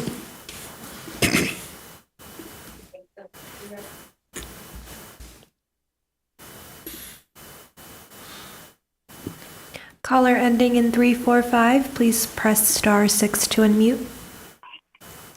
Hello, this is Kitty Kahn from the 5th Ward. I am asking you to vote no on this rezoning. Let's be clear. This rezoning is not about a new library. It is about selling public land to a private developer. Sure, there might be a library in part of the building, or there might not. And there might be some public outdoor open space, or there might not. Speaking of public outdoor open space, in 2018, over 26,000 people voted to put the center of the city in the city charter, and we succeeded, and it is in the city charter. The mayor campaigned hard against the center of the city, and after the people won, he wasn't happy, and he refused to accept the results of that election, and he predicted that the center of the city would fail. And he has done everything in his power to make his prediction come true. Although the required funding for an RFP was raised, the mayor refused to have the memorandum of understanding signed, which stalled the whole process. And now he's saying center of the city has failed. And he wants another election to remove it from the city charter so that he can finally sell public land to a private developer. But in order to do that, he first needs to get the land on which the downtown library sits rezoned. So let's be clear. This is not about a new library. This is about a mayor who didn't get his way, wanting to overturn the will of the people. The August special election, which will cost us, the taxpayers, a lot of money, is not about a new library. Everyone loves libraries. This is about whether elections matter.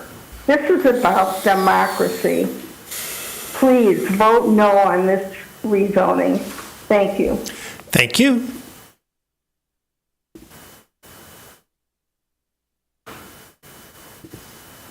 Adam, go ahead.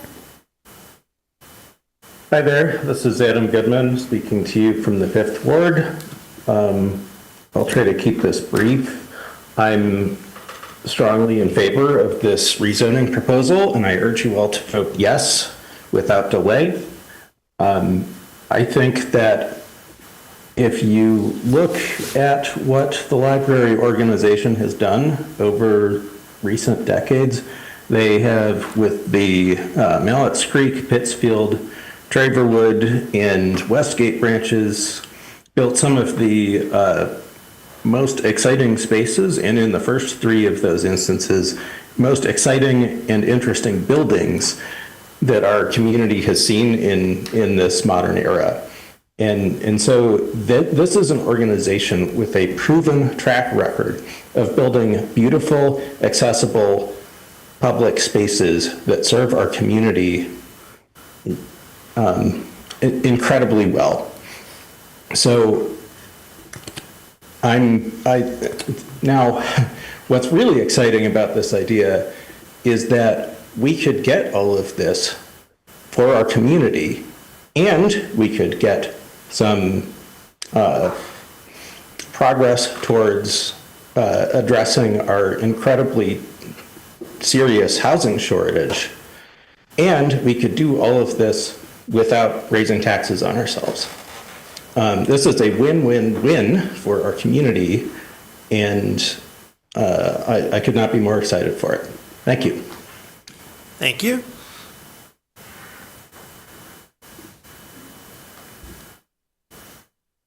Adam, go ahead. Hi, my name is Adam Juskevich, and I live in the 4th Ward. I first got a library card at the Westgate branch, I believe as part of a field trip from Hazley Elementary. I was born and raised in Ann Arbor and grew up going to the library regularly. The award-winning Ann Arbor District Library is a beloved institution in our city by me and by many, many others who make use of their wonderful programs, collections, and community gathering spaces. As Ren Gananthan said, the library is a growing organism. As the needs of our community and library patrons and collections grow and change, so too do the needs of the building itself. We need to be ready to move forward and to change with those needs. Furthermore, our downtown library building is in poor condition and is beyond its useful life. I was disappointed in the failed bond measure a few years ago, which would have solved many of these problems. But tonight we have a new opportunity to replace our main library building, this time without asking for taxpayer money to do so. It is also an opportunity to gain an outdoor park space, new indoor community and performance spaces, and even much-needed housing. It's a win-win-win-win. This zoning change will provide the necessary flexibility to do all that. I trust the Ann Arbor District Library to do what they say they will do. With apologies to this body, I consider them our most trustworthy local institution. And after 7 years of broken promises and bad faith arguments from the Library Green Conservancy and the People for the Preservation of Parking Lots in Perpetuity, we need to move on. That's why I will happily vote in favor of proposals A and B in August and urge others to do as well. Please vote yes on B4 tonight and vote yes on A and B in August. Thank you. Thank you.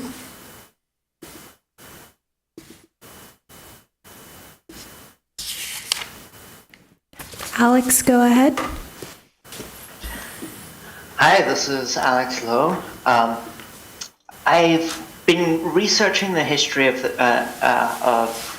this because I wasn't here for everything that's happened on the site, but I find it truly fascinating how much vitriol there is against the public library right now for trying to provide people, their library services downtown.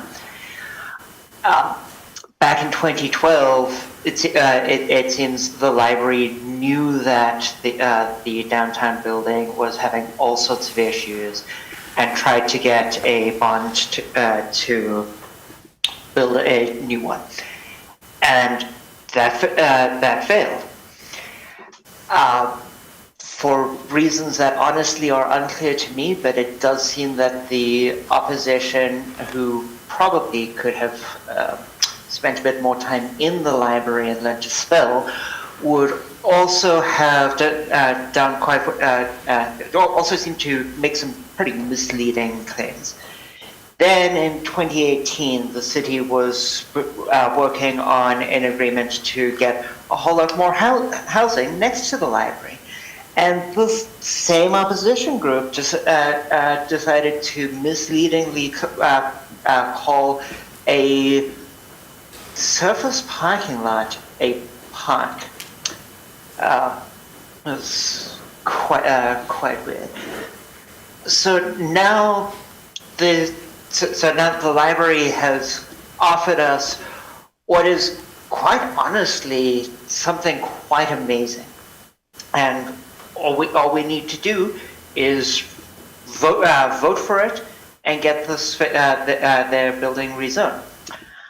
I am kind of sad that the D1 zone will only allow a maximum of 180 feet. Hopefully we can eliminate the height limits in downtown Ann Arbor. But, you know, for all the ways that we've been held back, this seems like the best way that we have to move forward. Thank you. Thank you.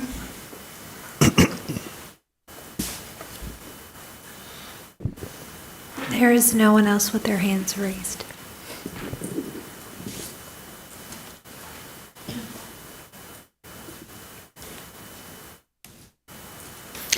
Seeing no one, this public hearing is closed. Public hearing number 5, an ordinance to amend section 5.30 of chapter 55, Unified Development Code of Title 5 of the Code of the City of Ann Arbor, PUD modifications. Is there anyone in-house who would like to speak at this public hearing?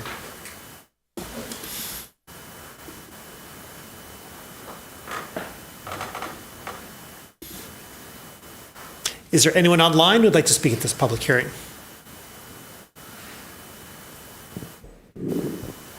No one with their hand raised.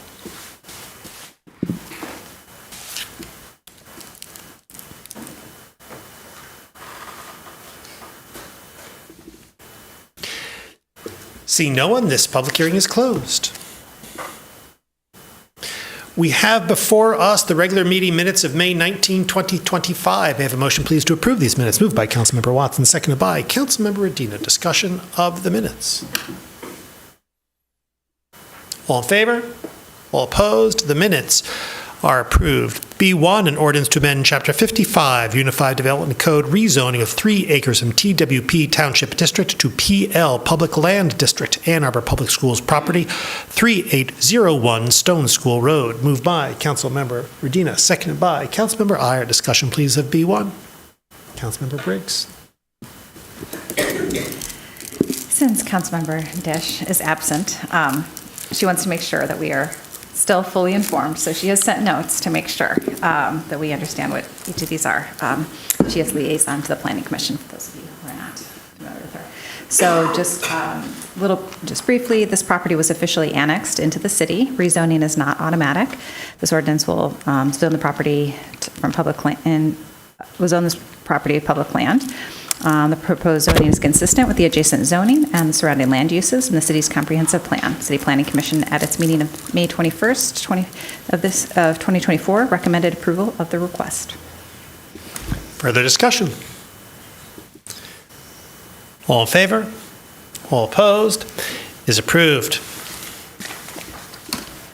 B2, an ordinance to amend Chapter 55, rezoning of 2.65 acres from TWP Township District to PL Public Land District, 2862 Stone School Road. Moved by Councilmember Ghazi Edwin, seconded by Councilmember Briggs. Discussion, please, of B2. Councilmember Briggs. So, more notes.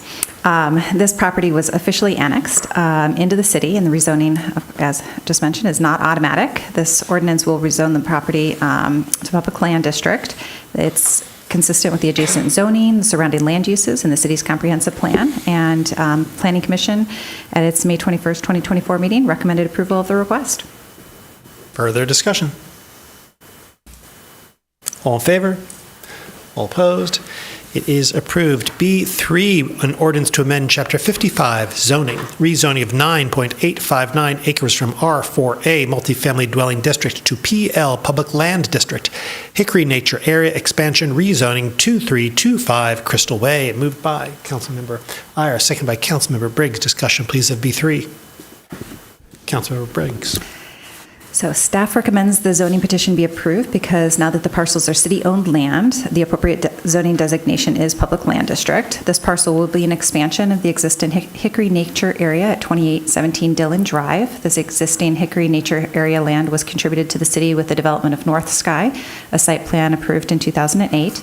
The expansion of the parcel contains 9.859 acres and was donated to the city as part of the adjacent townhouse development of 2601 Pontiac Trail, formerly known as The One, now known as University Trails, whose site plan was approved in 2019. The donation was reviewed and recommended by the Land Acquisition Committee of the Park Advisory Commission at its November 9th, 2020 meeting. There are no plans to develop this area as a park. The reason this took so long is that the paperwork seems to have been misplaced on the city's end due to the high volume of these kinds of transactions. So just a little bit of background information on that. And I'm just going to share, although that this may not become officially a park, I used to live in this area on Brookside, where there was another existing kind of greenway, and my older son and his friends played extensively in this area, dragging many pieces of wood down that way and concocting many plans and building boats that would somehow make their way to Africa at some point in time, and built a few campfires along the way. So land like this can be incredibly beneficial to folks in the neighborhood.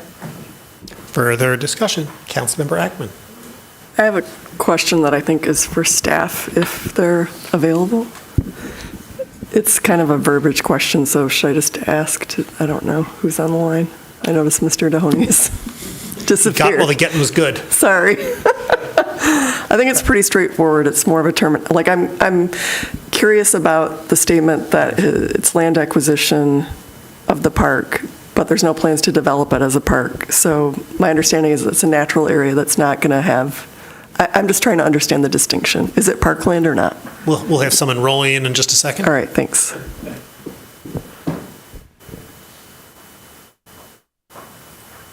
Mariana?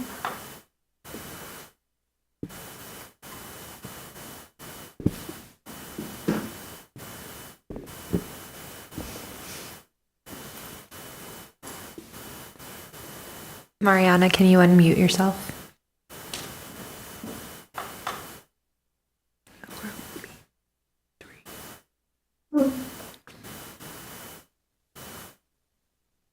Yes, can you hear me? We can.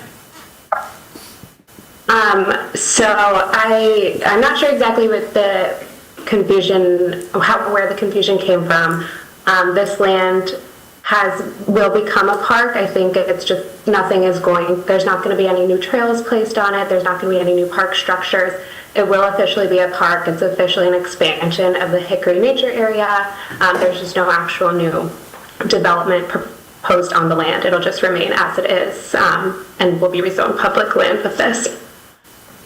Okay, thanks. That's what I thought. So it's maintained as a natural area. Got it. Correct. Thank you. Thank you. Further discussion? All in favor? All opposed? It is approved. B4, an ordinance to amend Chapter 55, rezoning of 1.21 acres from PL Public Land District to D1 Downtown Core District. Downtown Library rezoning 343 South 5th Avenue. Moved by Councilmember Iyer, second by Councilmember Ackman. Discussion, please, of B4. Councilmember Ackman. Thank you. I also have notes from Councilmember Dish and my own commentary. So this is 343 South 5th. It is the parcel that our current downtown library sits on, and that site only. And this is a proposal to rezone it to D1, which would proceed regardless of what happens on the ballot in August. The downtown plan anticipates this site as downtown core. A couple of items of background on why the library is asking for this rezoning. So use of the rooms at the library are up 34% over the last year. We know that the demand for the library is outpacing the space that they have it. It's now been 2 directors' terms at least that we've been talking about this. There was, as has been mentioned already in public comment, a 2012 bond that failed. And so they've been looking for other ways to refund the rebuild since the community said no to paying additional taxes for that. So there are other cities that are building housing on top of branch libraries. So this is not unprecedented. I also wanted to address, someone commented, stop this from all the bad things happening. Here's the bad things that are happening. A new library to accommodate increased public use. Space that can accommodate the vast needs of the downtown library. New public space that meets the needs of more people that are going to be down in that space. We have an affordable housing development going there.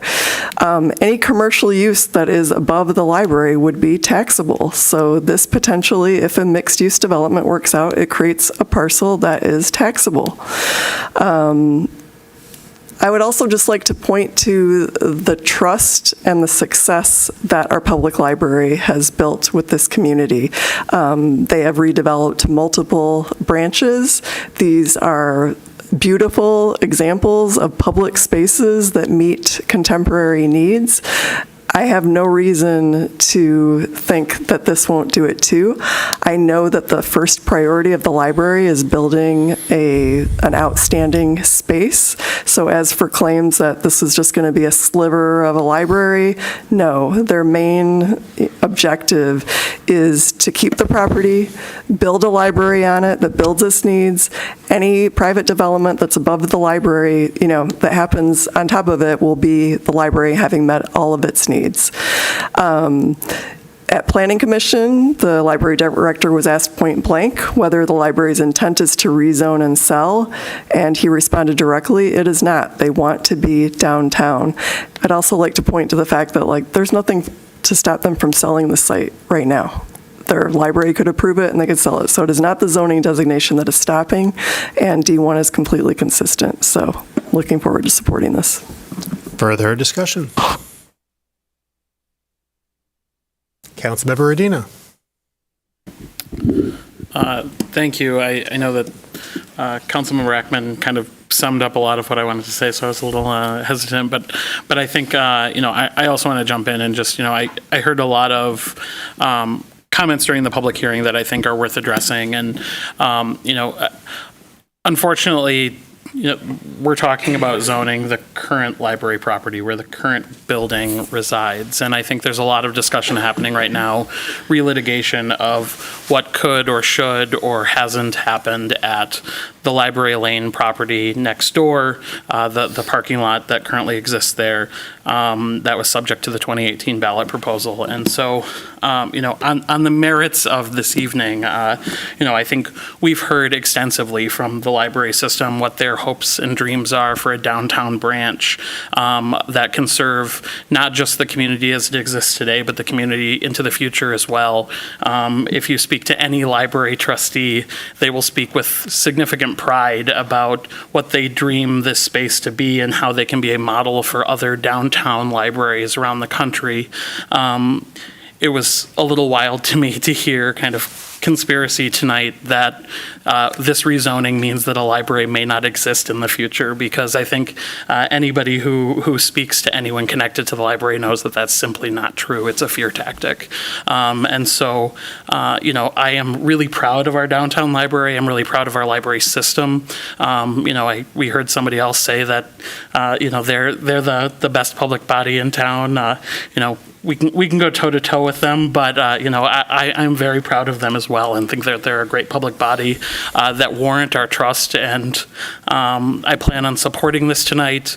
As for all that are kind of talking about what could or should be on the parcel next door. I think that's a conversation for another day. But I will say that what I'm hearing out of the library is something about a vision for a public space, including outdoor public space, that actually probably accomplishes a lot of what proponents of the ballot proposal from 2018 envisioned in that space. But the downtown library is actually putting together a plan and a funding model to achieve it. And so I'm really proud of the work that the library is doing, and I'm proud to support this tonight. Further discussion? Councilmember Briggs? Just wanted to also throw in my support. I'm really excited to be supporting this rezoning tonight. This is when voters made the decision not to support funding for a new downtown branch. That put the library in a difficult position in terms of how to meet the needs of the community. And they have spent a lot of time looking at assessing those needs, doing their due diligence, all that information is readily available on the district library's website. It's exciting that this paves the way, this rezoning for a new library on that site, and also potentially for a mixed-use development. This is the exciting and innovative projects that we're seeing in other parts of the country, and to see something like that come here to Ann Arbor with a trusted partner, one that has, as folks have mentioned, such a track record of producing really high-quality buildings and event spaces for our community. This can't come soon enough for me, so thanks for bringing this forward. Further discussion?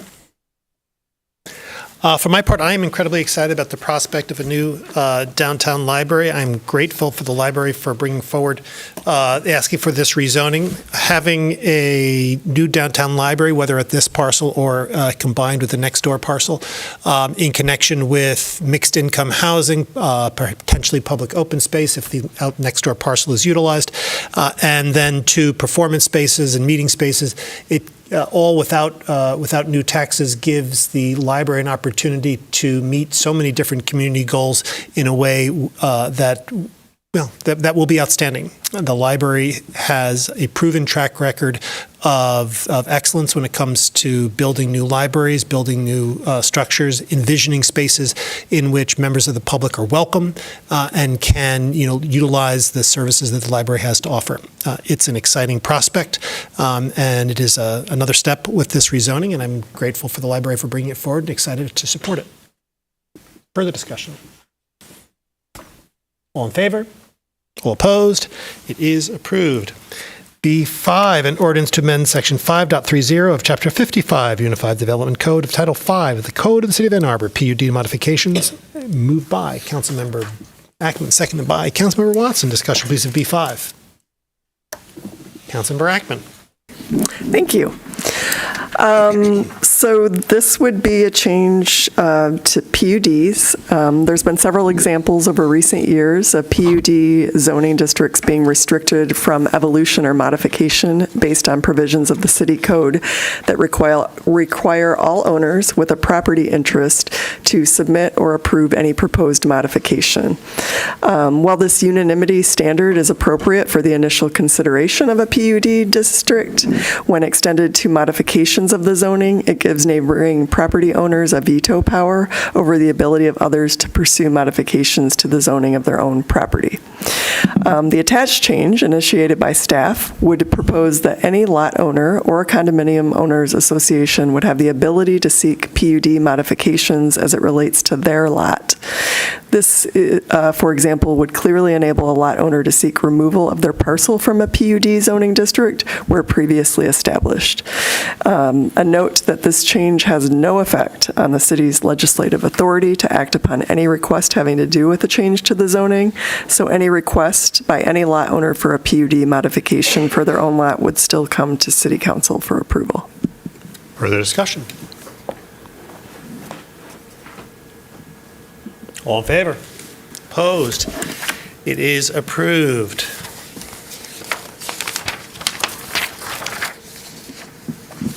C1, an ordinance to add sections 8.533 through 8.540 of Chapter 105 Housing Code of Title 8 Building Regulations of the Code of the City of Ann Arbor. Moved by Councilmember Harrison, seconded by Councilmember Watson. Discussion, please, of C1. Councilmember Briggs. Thanks. As liaison to the Energy Commission since 2020, I wanted to provide a little bit of background on this ordinance, since it's been a discussion at Energy Commission for quite some time now, even preceding me.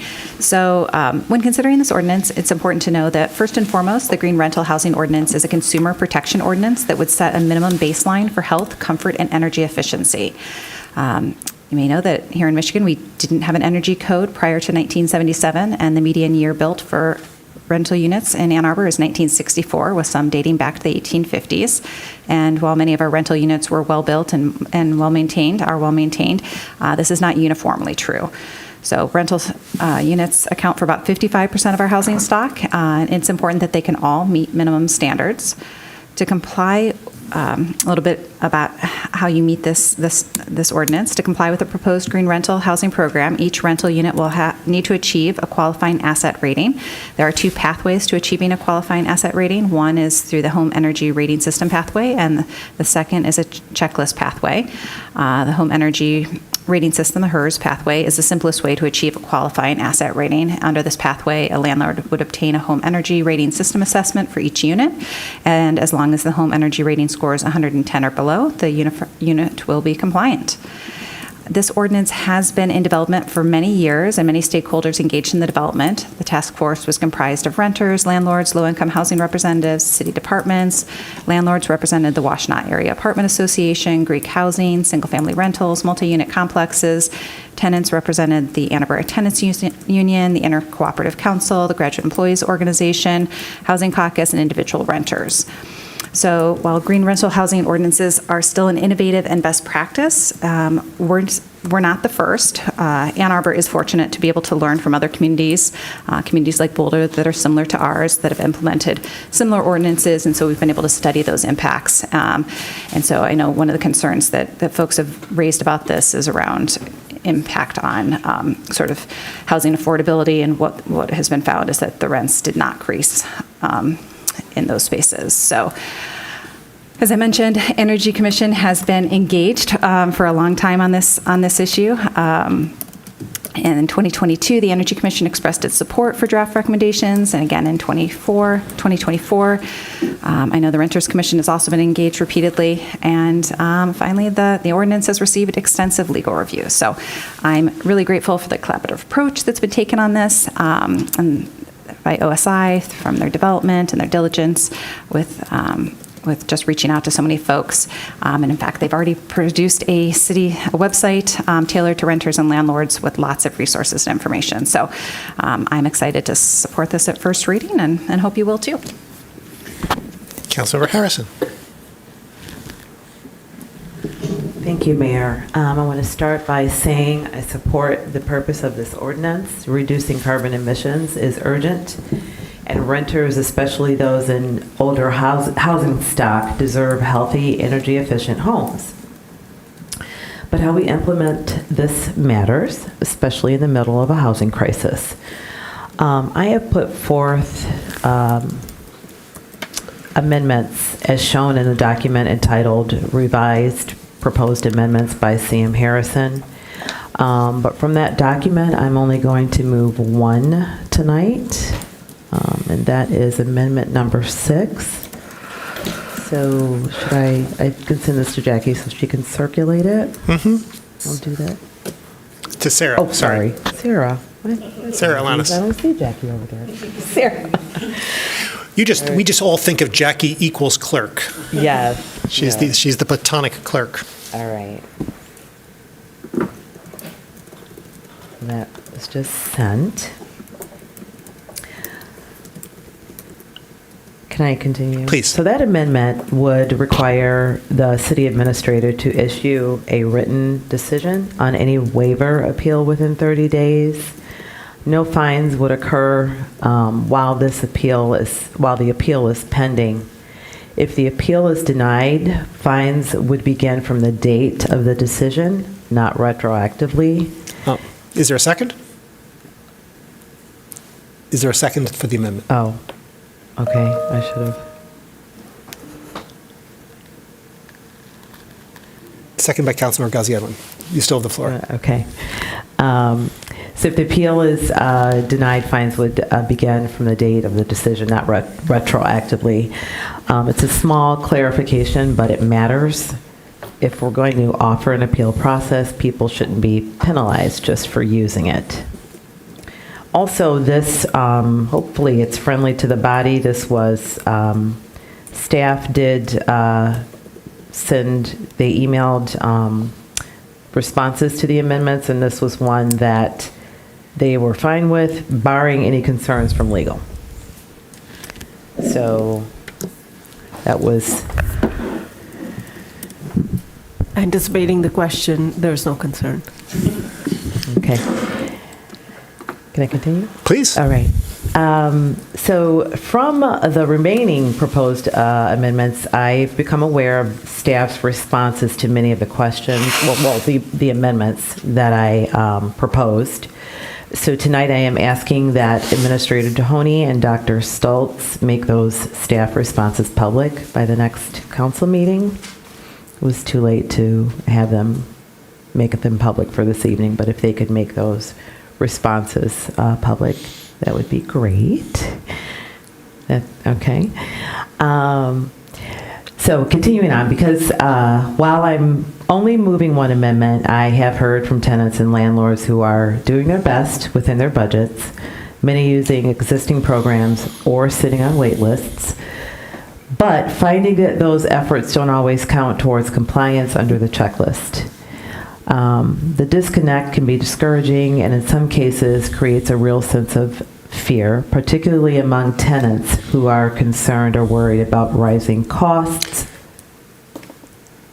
or being pushed out. Is this on the amendment?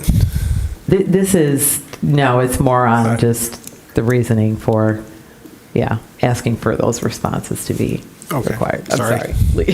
We should probably continue with the amendment first, right? Please. Okay. Yeah. Is there any further discussion on the amendment? Is the amendment friendly to the body?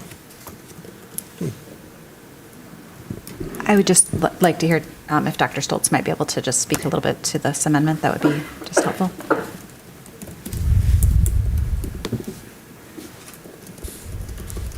Thanks, everyone. Can you hear me? Yes, we can. Yes, we support this amendment. Is the amendment friendly to the body? Mm-hmm. It appears friendly. Amendment is friendly. Councilor Harrison, you still have the floor with respect to the main motion as amended. Okay, so I did just, so Dr. Stoltz is online. I just kind of wanted to ask Dr. Stoltz to speak tonight a little bit about how this ordinance is being implemented in a way that avoids displacement, and what forms of assistance are currently available to both landlords, tenants, what preparation has been done, and what can people expect going forward. Just if she could speak to that a little bit. Absolutely. Well, thanks very much, Councilmember Harrison, and to the full City Council for the opportunity. A few of the things that we already have in motion include we have funding rebates already available for our housing, for some multifamily, not all multifamily. So right now, small landlords in particular can already get rebate dollars to help make improvements. We are also working on a larger rebate program. We've been in discussion kind of in the OSI way with different stakeholders to pilot and really understand what their needs are at scale so we can figure out how the funding can go as far and be as impactful as possible for an extended rebate program, really looking at our larger multifamily sites here. So that's something we're doing within our own budget and our own rebate program. In addition, with the signing of our franchise, we also secured an additional $500,000 a year from DT, and that's the floor, not the ceiling, to help do energy efficiency in rental units. We're kicking off our work group to understand exactly what that looks like, so it'll be additional dollars on top of the rebates that we're offering to help incentivize. And then as Councilmember Briggs noted, we've already stood up some educational materials. We have some websites that are available. We have templates for things in the checklist to make this as easy as possible for people to accumulate points should they choose that pathway.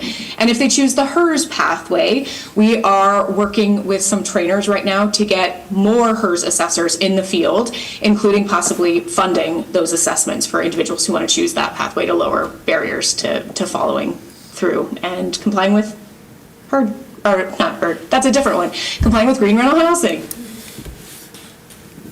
Thank you. Further discussion? Councilmember Ackman. Well, we have Dr. Stoltz on the line. I just had a couple of questions about how this gets rolled out. So my understanding is that it takes effect pretty shortly after it passes, but will people just have to meet this on the cycle of when their rental license gets renewed, or kind of how does that work? Yeah, that's exactly right. So we have a phase-in approach where the bar is actually lower for your first cycle, so you have time.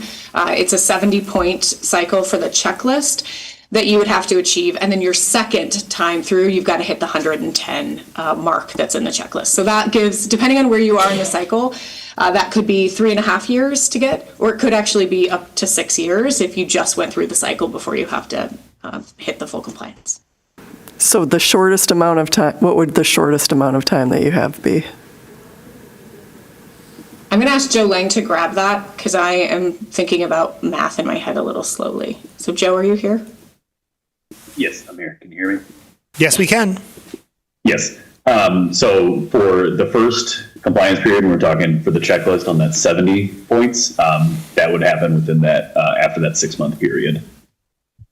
So if someone has their inspection on that date scheduled for 6 months or 6 months and a day after that, that's the first time it could come into effect. So 3 years to full compliance would be the correct. Yes. Thank you. Further discussion? For my part, I'm excited about this moving forward. It's, I think, another great step by OSI to help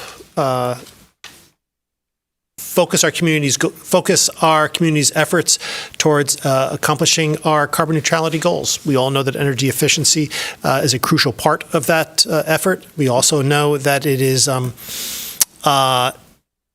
folks have self-determination when they own property, but they don't when they're tenants. And this is a great opportunity for us to work with landlords in order to have their properties having increased energy efficiency for, the benefit of us all, but certainly too for the benefit of anyone paying for utilities, and certainly the comfort and health and safety of the tenants. So this is a great and good thing. Further discussion? All in favor? All opposed?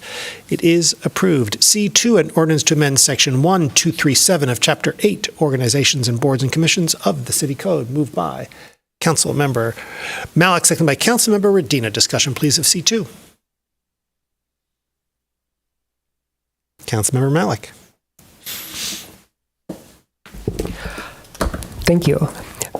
It's my understanding that the combination of the Energy and Environmental Commissions into one common Sustainability Commission has largely been due to how the Office of Sustainability and Innovations has changed over the years. OSI, or climate-related staff generally, largely did not exist when both of these commissions came into being, so the expertise on the commissions was all City Council had to rely on at the time when it came to energy or environmental topics.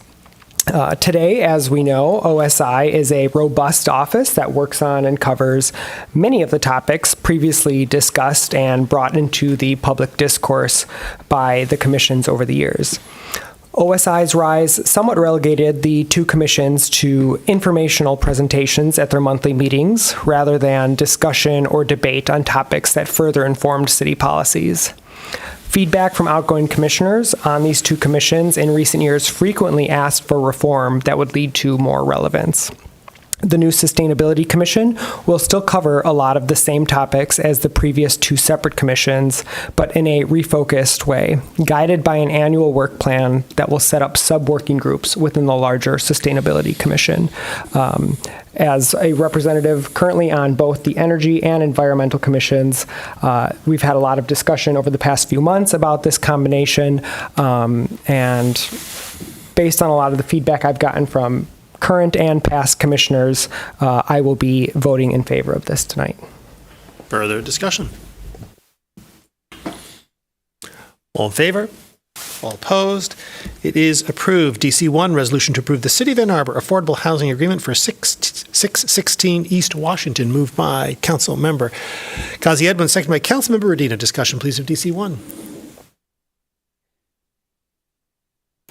All in favor? All opposed? It is approved. Do we have the pleasure of a closed session today? No, thank you, Mayor. We have before us the clerk's report of communications, petitions, and referrals. May I have a motion, please, to approve the clerk's report? Moved by Councilmember Watson, seconded by Councilmember Harrison. Discussion of the clerk's report. All in favor? All opposed? It is approved. Are there communications today from our city administrator? No, thank Pardon you. me, our city attorney. Good Lord. No, thank you, Mayor. All right. In the absence of public comment overflow, may I have a motion to adjourn, please? Moved by Councilmember Briggs, seconded by Councilmember Iyer. Discussion. All in favor?